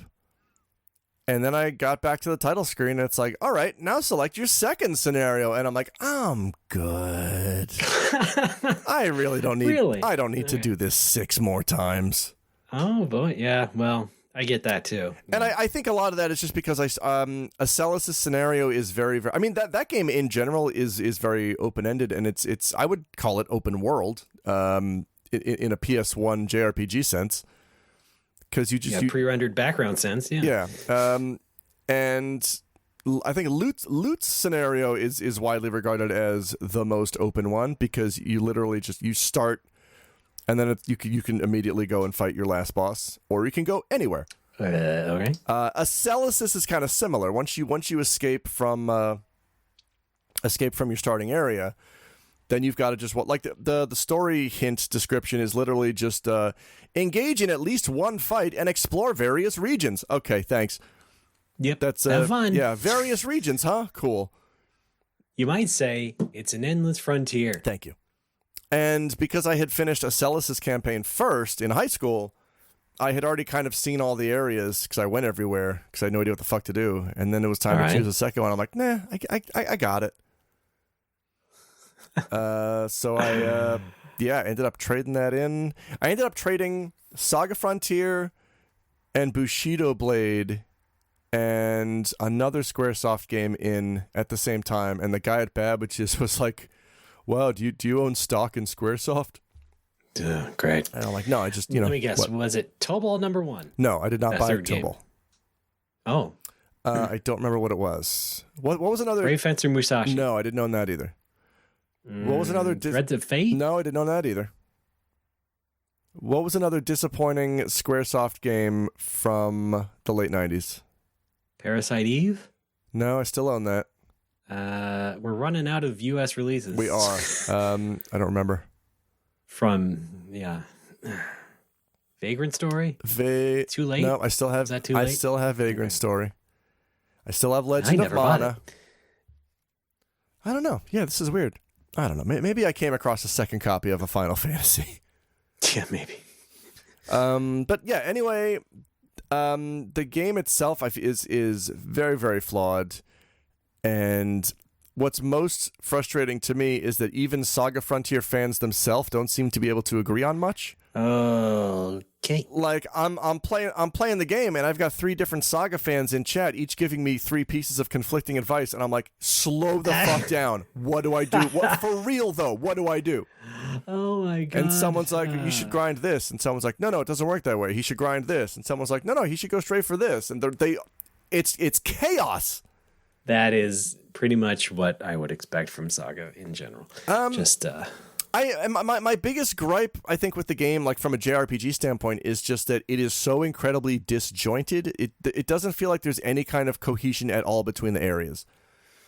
Yeah, it feels like when you play a traditional RPG, like you're in a town and you walk to another town, and like you see how the areas connect. And you see that, like, okay, I started from this mountain village. Now I'm going down into the city. Now I'm going through this cave, and it's all part of this continent. Mm-hmm. Saga Frontiers is just like, you're in the slums. Let's go to Manhattan. Get on a spaceship. Ride through a blue field of nothing. Show up at Manhattan. Like, what are these? Are these cities? Are these planets? Like, where the fuck am I? What the fuck are these? What is any of this? Please explain your universe a little bit. I feel like that's a symptom of the time, because even FF7 had that a little bit. I think in Saga Frontier, it's kind of like a condensed version of FF7. Well, I've complained about this before. FF7 is just like, a bunch of guys, the developers rather, just throwing in ideas for scenarios and then making those backgrounds and shit. Yes. Like, oh, now we're at the fucking beach town and Hojo's here for some reason. Like, who gives a shit? This is like an anime episode. What the hell? Why are we stopping here? It almost feels like who did the CG backgrounds for that? Kusanagi? Kusanagi. It almost feels like Kusanagi was getting paid by the background, and a dude from Kusanagi was like leaning over and whispering into Sakaguchi's ear, like, you know what you need? You absolutely need like a nuclear reactor. Also, you should put like Japan in this game. Yeah. Also, you should put like a giant canyon. Yeah, that would be cool. Also, you should put like a big industrial city. Yeah. Also, just rattling off every fucking kind of scene he can think of. And Sakaguchi's like, yeah, that is a good idea. Okay, well, sure. And I feel like I don't think they actually had say. I know, but that's just what it feels like. Saga Frontier feels like the evolution of that, where it's just get the artist in the room and tell him to make his balls explode all over this page because we need 5 dozen environments on my desk by 7 p.m. Go. Well, I think generally speaking, and traditionally, Saga always follows the pattern of Final Fantasy in the sense that it'll have some things that you may recognize from Final Fantasy, but also just take it in its completely own unique way. And so I think you got that in Saga Frontier, which I'm fairly sure was probably made concurrently with FF7, or at least overlapped with it somehow. Oh yeah, where you have 2 teams both figuring out what the fuck to do with this new hardware and all this CGI stuff, and just like going about it completely different ways. Oh, hey, here's a fun pro tip for folks who are playing FF7 or Dragon Quest 7 on the PS1 right now. If you got the option, remap your L and R buttons to your right analog stick so you can use the right analog as a camera. It's saved my life. It's made Dragon Warrior 7 much more of a pleasure to play. Because those games, I mean, this is before you could use right analog for camera, even if you can use left analog to move. So it's nice. It's real nice. You know what could use that also? Not just PS1 but 3DS. Oh really? Yeah. Well, in DQ7, right? All right. You talking about the nub? No, you can't use the nub. Yeah. Okay. Yeah. That's what I'm saying. Yeah. There's no it was just L and R. Yeah. No nubbin. It's nothing for nubbin.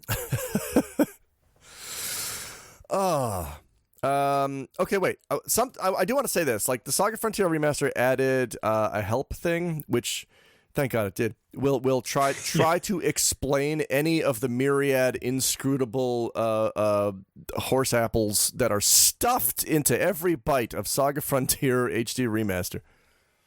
You're talking about like the scenario catch up. Not just that, but just like like how the game systems work. It'll kind of clue you in on like how to learn abilities. A lot of this is stuff that you just have to figure out when you were playing the PS1 original.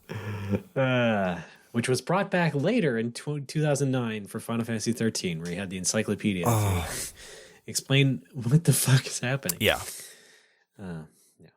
Yeah, I think in Romancing Saga 2 they have like probably 3 as well. They have like a fucking catch up of the scenarios that you've both done or heard about.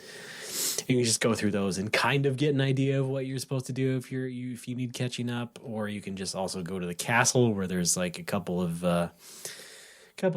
guys who will tell you what's going on. It's like, I saw this happening in this town, and then you might go there and something might happen or maybe not. But that's on you, and that's what that game is like. But either way, it does have a helpful sort of scenario list for you to flip through. But like aside from story stuff, like the hardest part of playing Saga Frontier is trying to get your head around the systems because the game doesn't tell you dick about them. Yeah. But the new help menu kind of does, which is nice. Originally, I mean, I don't think the OG PS1 manual mentions any of this shit, but like there are certain characters that learn certain that are better with certain weapons, and you just have to kind of figure out who they are. Even among those characters, there are certain characters that will learn a certain ability from a specific weapon better than another character who is good at that weapon. You just have to figure out who they are. Yeah. Will you find out in time? Probably not. By the way, this also reminded me of Unlimited Saga. Yeah. Which has the same thing where the manual is like way too thin. Oh, boy. Way more thin than it has any right to be. And also Square marketed it basically not at all. They were just like, hey, this game's for the hardcore. Bye now.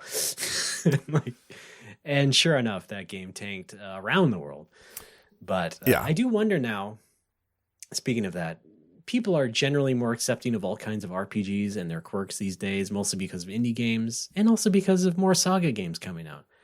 I wonder if Unlimited Saga did come back in some way, that it would be a bit more understood and appreciated. Maybe. Because it's kind of a wacky one, but a lot of the stuff in it is not too different from all the other sort of Saga trappings. So. Fun. We'll see. Well, let me wrap this up by saying, if you enjoyed OG Saga Frontier, definitely pick this up. If you did not enjoy OG Saga Frontier, do not pick this up. If you've never, well, I did anyway. If you've never, oh boy, if you've never played Saga Frontier, probably don't pick this up. Well, I mean, from everything you say, it sounds like it might be the most approachable. Yeah, but at this point, maybe the latest one's like Scarlet Grace. Even then, is it fun? Okay, yeah. If you've ever enjoyed another Saga game, then I would recommend this. Well, it is. If you want something very different from the usual JRPG stuff, you're gonna find it in any Saga game. Yes. So you can jump into any of the latest ones. I think the latest ports or the new Scarlet Grace one, and you'll find out all the little quirks. And to borrow your word, horse apples. Yeah. That it will present to you. You know what? Hey, instead of buying the game, just go listen to the soundtrack, because the soundtrack's phenomenal. Well, that goes for all of them too. I think the Saga series has the smallest fun to good soundtrack ratio for me. Would that be the smallest or the biggest? What do you mean? You mean I don't enjoy them, but I love the music. Small fun, big music. Yeah. Small fun, big music is somebody's podcast, certainly. I better trademark that. Do it. Oh, sound test too. Yeah. Sure. Whatever. That's it. If you've got any questions, direct them to my assistant. Raymond, can we take a break? Sure. Who's your assistant? Don't say Joel. It's just me, but I put on a fake mustache. Okay. Tom Selleck. Okay. Hi. Let's go ahead and take another break. We'll be back with some extra fun on the show. No more Whoppers. Bye-bye for now.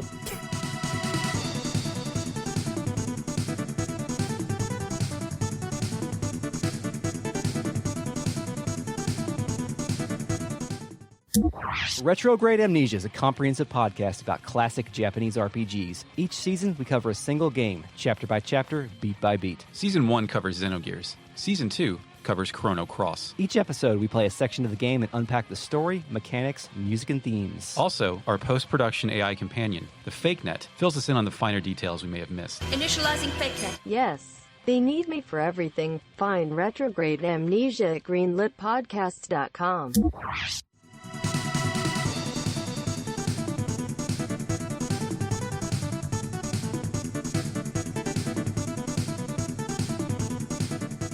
Folks, we're back. It's No More Whoppers. That was it for our Saga Frontier Hour. I'm Ray. That's Alex. Hi. What do we have? Some fan fun or something else? For NES. We do have fan fun, Ray. It's called Phone Fun. Sure. Are you ready for it? Yep. Wait, hang on. Go right ahead. Well, now I gotta I forgot where the Phone Fun drop is. Well, don't worry, Alex. We can at least play the regular fan fun theme. How about that? Yes. Okay. Fan fun. We love the fan fun. Where we talk about your name in a good way. No. Like we don't do those anymore. Possibly. And then you send us stories. Yeah. And then money. Maybe. A lot of it. And you get $1 for a second. No. Wait, no, you get a second for $1. And then there's some other things. We hope it doesn't offend you. It might. But we like it anyway. And, oh, God. What? Fan fun. What indeed? It consists of several things. Today, it consists of phone. Phone fun. Great. That's right. People who have called us up at 805 NMW Talk. That stands for 805. No more Whoppers. Titanium alloy. Leonard Cohen with a K. Well, we've got one call this week. We're going to keep it nice and short. We're going to keep it high and tight. All right. Why don't we play this? Raymond, are you ready? Oh, yeah. Here we go. Hi, Alex and Ray. This is Doug from Corpus Christi, Texas. I was calling to tell you a story very similar to Alex's Odyssey of the Mind story. When I was a kid, I was in probably third grade. They asked us to do a very similar thing to what Alex's was, and said, what are some things that smell nice? And being 8, I didn't know that many, so I thought flowers and perfume, and both of those answers got taken. So when the vice principal came to me, I panicked and said, fish. Basically the thing that smells the worst. Nailed it. So I just wanted to thank Alex for reminding me of a terrible, humiliating moment in my life. Love the podcast. Thanks, guys. Bye. That was, of course, regarding our talk about gifted kids and stuff like that. So yeah, that's not technically Odyssey. The Odyssey of the Mind was a high school program. It was a voluntary high school thing. But yeah, I couldn't get into the gifted program. Yeah, that whole spectrum of because I was too dumb. It's always fun saying the wrong answer and looking completely stupid in front of everybody. Yep. A lot of memories I have suppressed. Yeah, I still have one that I go back to that I hate, but I'll go back to it now just for you. In 5th grade, we had, this was kind of rare, but we had like a free period where the teachers were preparing something. So basically our class was shuffled off to the music room, and the music teacher had to just keep us occupied for half an hour. And so she would play a song on the piano, and we would have to guess it was basically name that tune. We were naming what the tune was. Uh-huh. And we had just watched Annie the week before, the musical Annie. And so most of them were songs from Annie. So she was playing a song from Annie, which everybody knows. I think it was It's a Hard Knock Life. Yeah, it was. Right. So she was playing It's a Hard Knock Life on the piano. It's a very catchy tune. Everybody in the class knows it. It's my turn to answer. Everyone is staring at me, and everybody's turned toward you. Yeah, and everyone on my team too is just kind of looking at me like, "Come on, man, come on, you got this."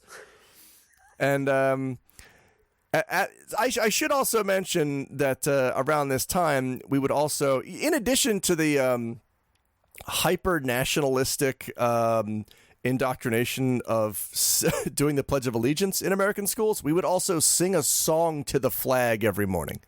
Ooh, no, thank you. We would sing a patriotic song to the... It's real fucked up when I say it out loud. We would sing a patriotic song to the flag every morning. Yeah. And the one that we were singing at the time was You're a Grand Old Flag. So... Well, you can't pick a better song. Guess what I answered for It's a Hard Knock Life? Please tell us. I didn't. So the song is You're a Grand Old Flag. I didn't even say that. I answered It's a Grand Old Flag. And immediately the opposing team starts laughing at me. My own team realizes this is better than winning the game, and they start laughing at me. And I've never forgotten it. Oh boy. Was this Smoo and or Brad there? Smoo might have been. Brad was in a different class. I see. Brad was in the class next to ours. I see. Yeah. That's, yeah. Love it. Hate it. Hate it. All right, let's read this transcript and see how accurate this is. Oh, that's right. We also read the transcript. Provided to us by Google. That's right. Hi, Alexandra. This is Doug from Corpus Christi, Texas. I was calling to tell you a story very similar to Alex's Odyssey of the Mind story. When I was a kid, I was in probably 3rd grade. They asked us to do a very similar thing. That what Alex was, and said, what are some things that smell nice day and being 8? I didn't know that many. So I thought flowers and perfume, and both of those answers got taken. So when the vice principal came to me, I panicked and said fish, basically, the thing that smells the worst. So I just wanted to take out like for reminding me of a terrible, humiliating moment in my life. Love the podcast. Thanks, guys. Bye. I'd like to also thank Takeout. It saved my ass a few times. Yeah. Right? Good in the pandemic. Thank you, Doug. Good stuff. If you want to leave a voicemail for us, why don't you call that number 805-NMW Talk? Yeah, and hey, listen, if you're afraid to leave a voicemail, the automated transcript will probably improve it no matter what. That's right. I'm not saying everybody's just bad. I'm saying, the entertainment value will be heightened. Yes. So don't be shy. Call us up. Say whatever you want.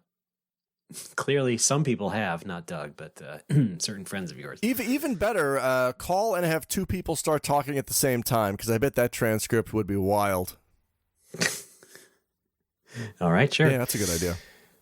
Oh, just hold up your phone and play an episode of No More Whoppers and see what happens. I would like to get my wife to call in and speak in Japanese. I want to see how that shows up. Yeah, sure. On the transcript. Thank you for that. We are, it's very, very slim pickings in fan fun this week, but wow, we had a lot to deal with. I guess so. Right? I suppose so. Yes, you do. Are you talking people had a lot to deal with in terms of like getting on the phone? Yeah. Or we had a lot to deal with talking about Saga Frontier. Right, everything. Everyone's had a lot to deal with for the past couple years. Oh, the politics and things. Yeah. Uh-huh. Yeah. Yeah. Boy, oh boy. It's been great. So that's it. Nothing else in fan fun. That's too bad. People, please. Send in some overnerds. I'm going to tell you at the end of the show. Call in some overnerds. Yeah, call in. You might as well. Calling in's pretty good. Yeah. All right. Should we wrap it up? Well, hang on. I want to throw out a quick plug for my Twitch channel, and more importantly, kind of talk about the Retro Achievements website. Raymond, you know that I stream Retro Achievements content almost exclusively. I know this all too well. Too well, in fact. Retro Achievements. I'd like to know it less. RetroAchievements.org is a website on the internet where fans have made their own achievement sets for retro games, and you can play them in RetroArch. And that's what I discovered. These existed, and I said, I have to stream these. And I have been since June of last year. Oh, my God. And I'm getting fucking sick of it. I think we're coming up on peak Chivo set disparity. That's what's really fucking me off about this. So when I started this, I had my pick of any games because I had no achievements yet, and I picked my favorite games, and I got all their achievements, and we're moving down the list, and I'm seeing that not all achievement sets are created equal. Well, I've seen that probably earlier than you did due to all your complaining about it. Yes. The downfall of this system is because it's a fan-made system, all these retro achievements, it's first come, first serve on the games. Basically, whoever calls a game gets to be the Chivo maker, the set maker for that game. Wait a minute. Hold on. What? I was under the impression there were other sets or subsets that other people could make. No. One game, one set. Now, you can have a bonus set for a game, but the bonus set is labeled bonus set in all caps, and the purpose of the bonus set is for, it's basically bullshit that most humans cannot or would not do. You might say horse apples. Yes, extreme horse apples. Like for example, some bonus set shit in Mega Man 2 would be like beat the whole game, Buster only, hitless, that kind of thing. Yes, same example you've used. Yeah, not great. Yeah, but yeah. So the problem with that is when someone calls a set, that's their game. And it turns out that the dude who called the sets for Final Fantasy VII and Xenogears is just a horrible sadist. Yeah, and just delights in making achievements that aren't realistic. This is my biggest beef with retro achievements is that I don't think the community can actually come to an agreement on what the word achievement means. I'm so shocked. Yeah, I mean, it makes sense. Now, like if you think about achievements for other video games, like something you would, trophies, that's something you'd play on a PS3 or a PS4. It's stuff like beat this level, beat this boss. It's mostly straight up progression with maybe some optional beat stuff. All the levels. Beat all the levels. And when you play a game like that on the PS4, like when I did DQ11, I did FF12, I platinumed those guys. That was a lot of progression, but there was also a lot of optional stuff, a lot of side quests to do, a lot of content. And a whole lot of fun. Yes, it was a lot of fun. It asked me to do hard stuff on the side, and I did. But it didn't ask me to do the ridiculous stuff. And very clearly, like DQ11 is a good example. DQ11 has in-game achievements in addition to the PSN achievements. Like every once in a while when you kill 500 enemies, you'll see that thing slide across the screen that says, you killed 500 enemies. Right, I remember. There's not a trophy to correspond with all of those because they're their own thing. And I think when they made these trophies for PSN, they realized, boy, that would be extreme. We don't need to cover everything. Uh-huh. The dude who does... Well, in some ways, they're limited as well, so they can't put a whole shitload of things in there anyway. Yeah. But most of the folks who make sets for retro achievements tend to, including our buddy Paul, tend to be very well balanced because there is a very fine balance in making a set. You want to have a good balance of progression and a good balance of optional stuff. And the dude who does the achievements for Xenogears and FF7, both of which I started playing on stream, this is why this has come up. Yeah. It seems to be the most stubborn, cantankerous asshole alive. Great. This is just based off of the achievements and my viewing of his interactions with the fans in the forums. Of course. Where one of his responses to an achievement that was impossibly hard was just I believe his response was simply get good, so he's a cool dude. Uh-huh. This is the guy who believes that just because something is in the game and is something that the player can do, basically a contingency that the developers planned for, then, that means you're meant to do it. That means there should be an achievement for it. My example here is Final Fantasy VII. He originally had an achievement for winning the rock, paper, scissors game or getting the highest rank, which I think when you start up the game, it's like a 1 in 9,000 chance, because it's all luck, it's all random. Sure. I think there's like a 1 in 9,000 chance that you're actually ever going to win the first place prize when you start a new game of rock, paper, scissors. Uh-huh. And he kept it as an achievement, and he said, well, there's a prize for it. That means you're supposed to do it. That means... Win the first prize, like... Yeah. Oh, in general? Like in the rock, paper, scissors game in the gold saucer. Get first prize. So yeah, it would expect you to play it at least 9,000 times. yeah. It's I don't know if that number is accurate, but it's a very, very rare occurrence. Math, whatever. Yeah, I get it. And everybody's complaining and saying this is unrealistic. Why would you do this? This is not an achievement in any way. This is just... Why? What's the point of this? And well, sure it is. I'd feel good if I did it. Yeah, it's a lot of just. Well, listen, there's an in-game prize. That means you're supposed to do it. You're supposed to do it. Now, fortunately, a bunch of the other developers working on the FF7 set kind of stepped in and voted it out. Okay, well, stop for a second. Hi. Because Okay, you're saying someone creates a set and they become like the set chancellor. Yeah, you can have other people working on the same set, but I think once you call a set, like you're doing most of those. All right. Do you know how the calling goes? I think it's literally just you post the word first on a forum. Fuck me. Okay. Yeah, it's not a great system. I better get first on Bokunatsu then. Yes. Oh man, get to August 32nd. Achievement achievement fun locked. Yeah, right. More like Spooky Sunday. Spooky Sunday. Anyway, So like some of them are straight up progression for FF7 and Xenogears, but most of them are shit like the Xenogears one that put me over the edge was beat the first gear boss without upgrading your Gears equipment, and you're very much supposed to upgrade your Gears equipment. Wow, that's what is this, Dragon Quest 1? It is made explicit that hey, you got to upgrade or you're gonna die. God. There's this. You need to have a specific strategy.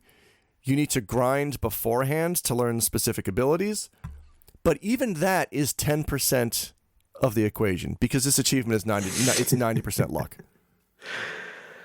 Okay, but I mean, we don't know for sure, but it's like that was voted in. You know? That wasn't voted in. It just wasn't voted out. He made it. Yes, yeah, I get and it's still there. Yeah, and it took me 33 attempts to do because again, it's 90% luck. Because once you grind and once you know the strategy, that's set. That's in. That's good. Yeah. You just have to hope this boss doesn't use his unblockable thing every round. Like, that's not an achievement. No. Maybe we should try a parliamentary system there where we can just have an election whenever we want, and it only takes a couple weeks, then we vote the fucker out. Powdered wigs. I like it. Yes. Let's do it. Nerds would love it. The FF7 one that caused me to abandon the set is... and there were some good ones. There was go on a date with Barrett. I got that one because I'd never done that before, and I'm like, yeah, fuck, let's do it. So I had a walkthrough, I had a guide for it. Followed it to the letter. It was really fun. I got the date. It's like, yeah, the common things you may have heard about a lot, but maybe I never actually did. Right, that's a good thing. Like gold chocobo kind of crap. Yeah, that's black chocobo. That's a good thing for an achievement. Here's a bad idea for an achievement. He just made up some arbitrary parameters, some constraints for you to have, and says, all right, asshole, do this. Beat Temple of the Ancients, initial equipment, magic only, no items, no healing. We went over this, Yeah. He basically made up a mini challenge run for this dungeon and just kind of sat back and crossed his arms and said, all right, asshole, solve this. Mm-hmm. And I said, I refuse. You've just made up some arbitrary rules. And even like the challenge is magic only. Even within that parameter is another one which says, oh, also you're not allowed to use summons and you're not allowed to use these 4 magic materia because they would make it too easy. What constitutes too easy to you? Oh, you actually use that word? Yes, phrase? Yes. In the forum, somebody was asking, why can't we use these 4 magic? Why did you ban these 4 magic materia? Because they make it too easy. Oh God! Who are you? Who the fuck are you? In some ways, I'm very glad people like that are sort of relegate themselves to things like this instead of making their own game. Yes. Oh God, yeah. Where they have no sense of balance or design and just toss in whatever the fuck they want. Yeah. And just be like, because it's like it's like the old days of like British computer games where it was just 2 kids in a bedroom making the hardest possible shooter they could because they played a million other shooters. So, which is I'm undoubtedly what is happening here. This guy who's played every fucking PS1 JRPG. And yeah. It's like, yeah. The issue here is he seems to be making bonus content for the main sets. He's making unrealistic shit and then putting it in the regular set when that's not what goes in the regular set. I'm not saying the regular set should all be easy. I don't want to just be reasonable. Yeah, they should be reasonable. This shit is unreasonable. Yeah. There was another one that in Xenogears that I had to grind off stream rather. Off screen of the stream. Yeah, I did it with my eyes closed. It requires you to escape. I think I mentioned this on another Nomo, but basically escape a sand ship in under 30 seconds without falling off a platform, which is, boy, wouldn't ordinarily is not a huge deal, but there's an unskippable 5-minute cutscene every time you reattempt this, which sucks. But again, it's more arbitrary bullshit that he made up. That's not what a fucking achievement is. People just don't get it. No, parents just don't understand. Why did my dad make this set? There is that really weird sort of personality that is just like, I'm going to play this game on hard the first time because I'm that good. Yeah. And they're going to scream and cry at it and try and beat it as much as they ever could. But they're not going to reflect that in any sort of discussion of it towards you. You're not going to find out that they were the one who had any sort of hardship with it. Right. No, they were the ones who beat it on hard, on legendary, whatever the hell. And there you go. They got all the achievements. And now this comes into a, let's say, open source achievement system. Yeah.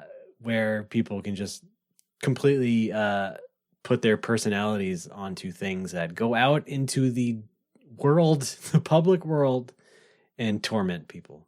And they get their own little self-satisfaction from that. I don't know. When I see this kind of behavior, it always seems to stem from some sort of huge insecurity to me. Yeah. I'm no psychologist, but I know about nerds, having been one for almost 38 years. And maybe this is me projecting, but it seems like this guy put so much time and effort into Final Fantasy VII and knows it really well, but is just also kind of awkward and has no self-esteem. And but on the internet, he can be a big shot. Yeah, that and or just going along with the flow of the other sort of shitty cultural things that become popular. Saying get good, for example. Yeah, or, that kind of shit. If you use save states, you're cheating. Yeah, that's I think, that's a symptom of a larger thing in general, which is, I don't know, I guess, is toxic the word? Just toxic gamer bro? Yeah. Not even in the sense of just the kind of guy who would say get good or just likes to casually shit on somebody. It's, I don't know. And a lot of that, I think, is because for quote unquote gamers, that's how you get in with somebody. That's how you make friends, is you shit on them and then you establish this relationship. But that's not how healthy, normal functioning people operate. No. So when someone comes, it is how normal whoppers operate. Shut up. Yeah, you're right. Fuck off. So when somebody like you've experienced this, we've both experienced this, when somebody is trying to get chummy with us and they try to do it by just dropping insults like we're just playing around. Yeah. And our first response is, excuse me, who the fuck are you? Right. Why are you talking to me like that? You know I'm a human being, right? Yeah. It's that mentality when that crosses over. I mean, and there's a lot of overlap when that starts to seep into the gamer world, and gamer bros just go around being negative all the time to everybody. Yep. It's not great. And boy, achievements, the invention of those really fueled that like nothing else. It did. And so again, like I said, once you give people the ability to make their own achievement sets, great, you're doomed. Yeah, again, I've said it before, but I like the idea of retro achievements, but I think sure. I think they need to do a lot of inner curating and maybe have people sort of, prove themselves before you just let them do a set for any game. Yeah, well, the way you describe it sounds a bit fraught. Like somebody can just go first, and it's like there's no oversight. There's literally no over. As far as I know, I mean, I should ask my buddy Paul, because he's a retro achievements developer. He's done I think 5 games at this point. All right. But as far as I know, yeah, you just post a thing on the forum that says, "Yeah, I'll get started on this set," and it's yours now. like some sort of way to like sketch out a set and present that to the public typically at large. that's what they do is they'll go down a list, they'll post a forum, they'll make a forum post that's like, here's 50 achievement ideas I have, and then other people will add and make suggestions, but I feel like this dude just ignores that and makes his own but hard ones. Oh, I see. So yeah, there are people who are, sane and will go about it a professional way, let's say. And again, I think this all comes down to what I was saying earlier. People just have different definitions of the word achievement. Yeah.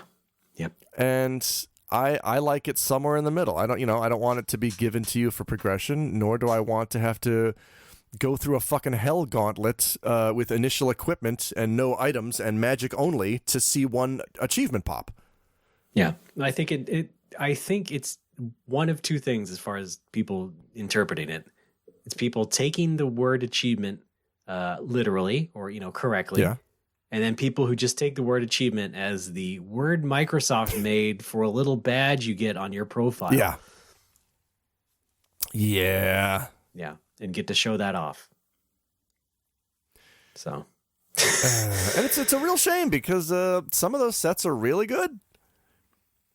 I'm sure there's people who really are smart about it because, in the same way, like there's lots of really smart, well-made ROM hacks out there. Yeah. But ones that are also stupid and shitty and they're just made by dumbasses. Well, I've gotten into this rant on stream before as well, but even ROM hacks, there's something fundamentally I don't like about ROM hacks. Well, because I feel like, because the example I think that came up on stream was Final Fantasy IV. It was 4 or 6, but it might have been 6. Like someone was like, yeah, I played the blah blah blah hack of Final Fantasy VI because it adds this and this and it takes out this and this.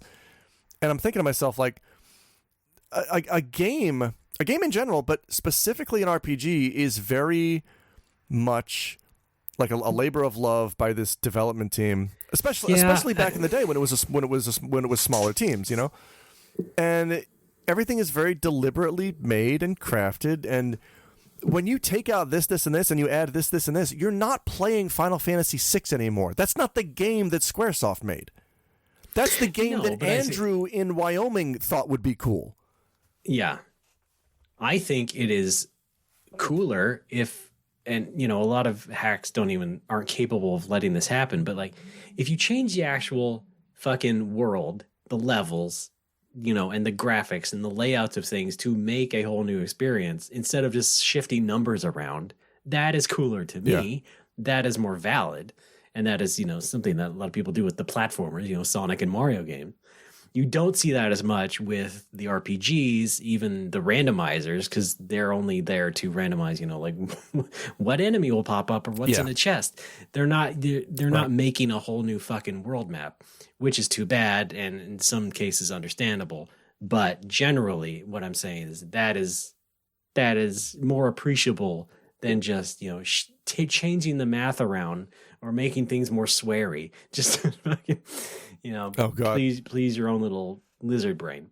I think I disagree with that. Well, it sounds like you do, honestly, but I think randomizers are more legitimate than like ROM hacks that change up the levels. But I'm saying I like randomizers. I think that's cool. I'm just saying there are a lot of the RPG ones. They're like not making a whole new map or anything. But my point is that if you do make a whole new map, that is cooler than just shifting numbers around. However, nevertheless, randomizers are still cool as a concept.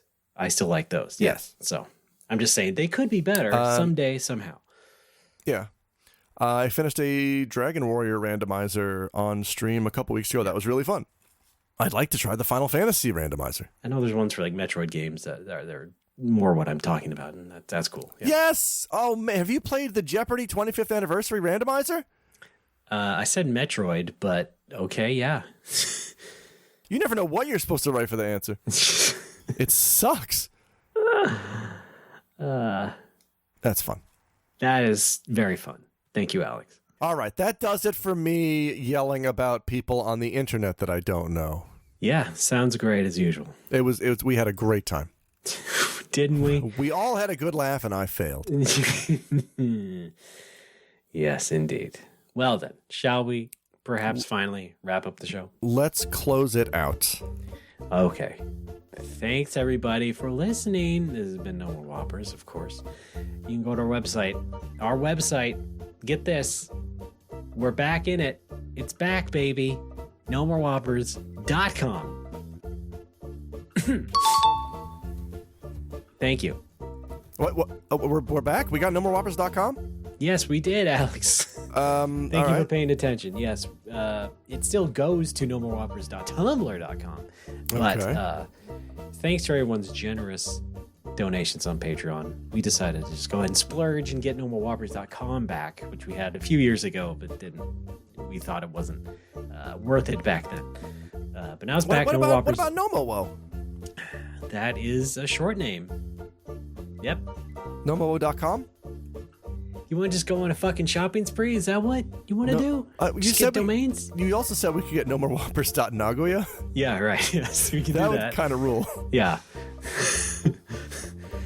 Or criticalhit.nagoya, right? Yeah. Ooh. Yeah. Lots of different domain variations we get, of course, probably XXX. State of the Union? Yes. All right. .gov. No, I know what you meant. The return of Xander Berkeley? Xander Cage. Oh, right. I'm thinking of the actor. You dingle. Sorry.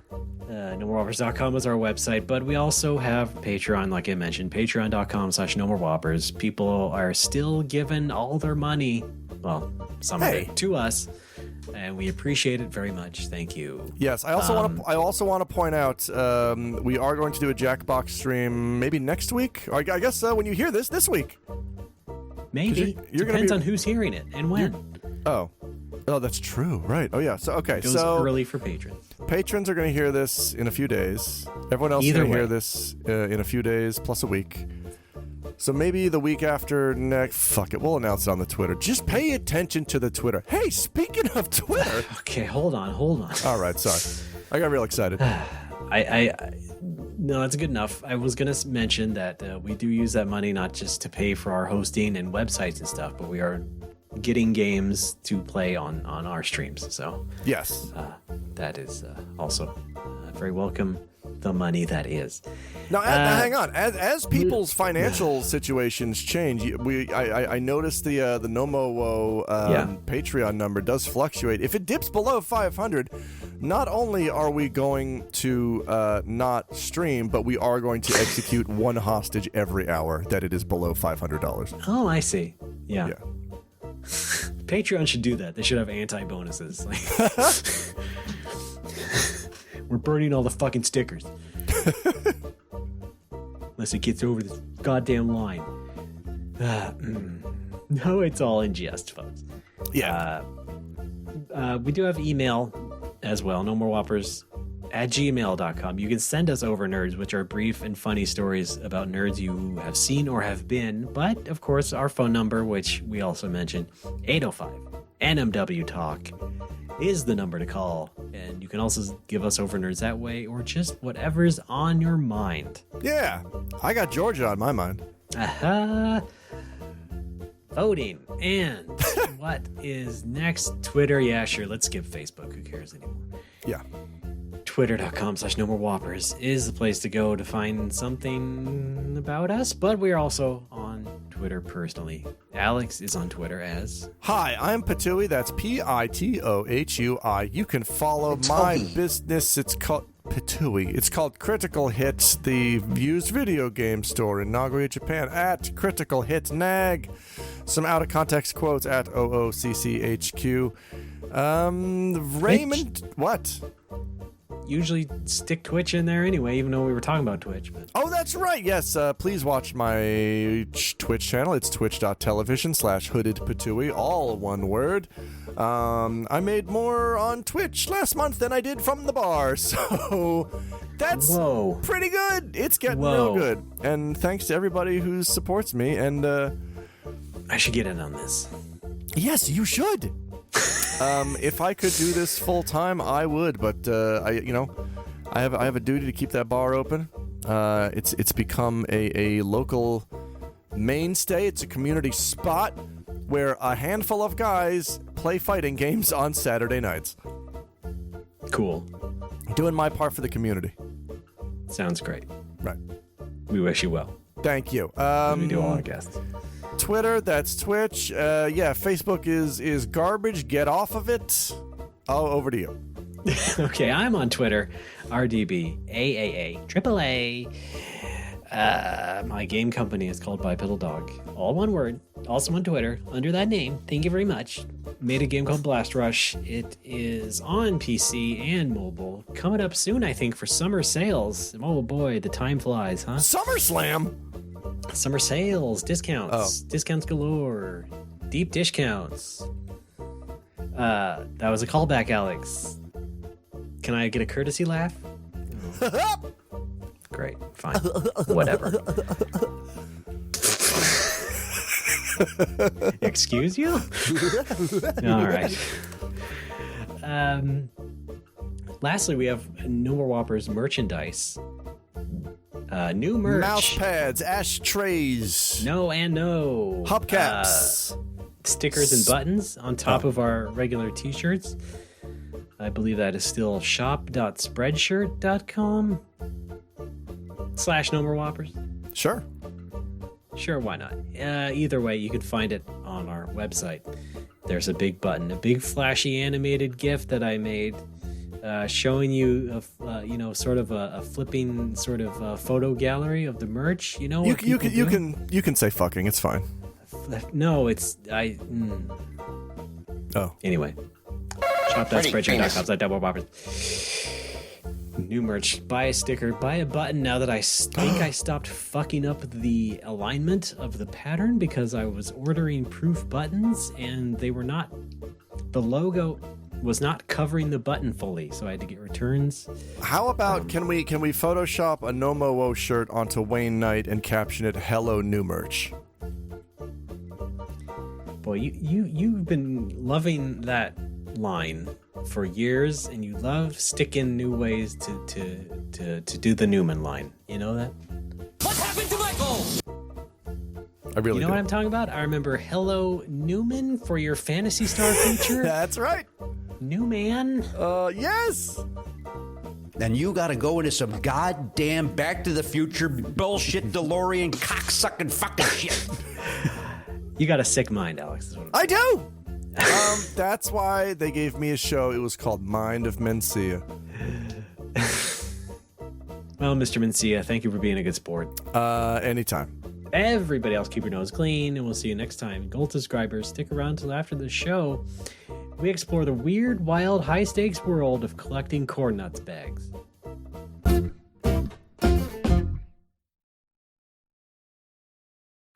Yeah, I think the Saga series to me has the largest, the biggest. Hang on, I can't. My brain stopped working because I'm hungry now. Biggest list of good guys. Yeah, right. Who made good music. Shut up for a game. Yeah. Okay, we got it through. We figured it out. I think the Saga series sort of has the biggest fuck.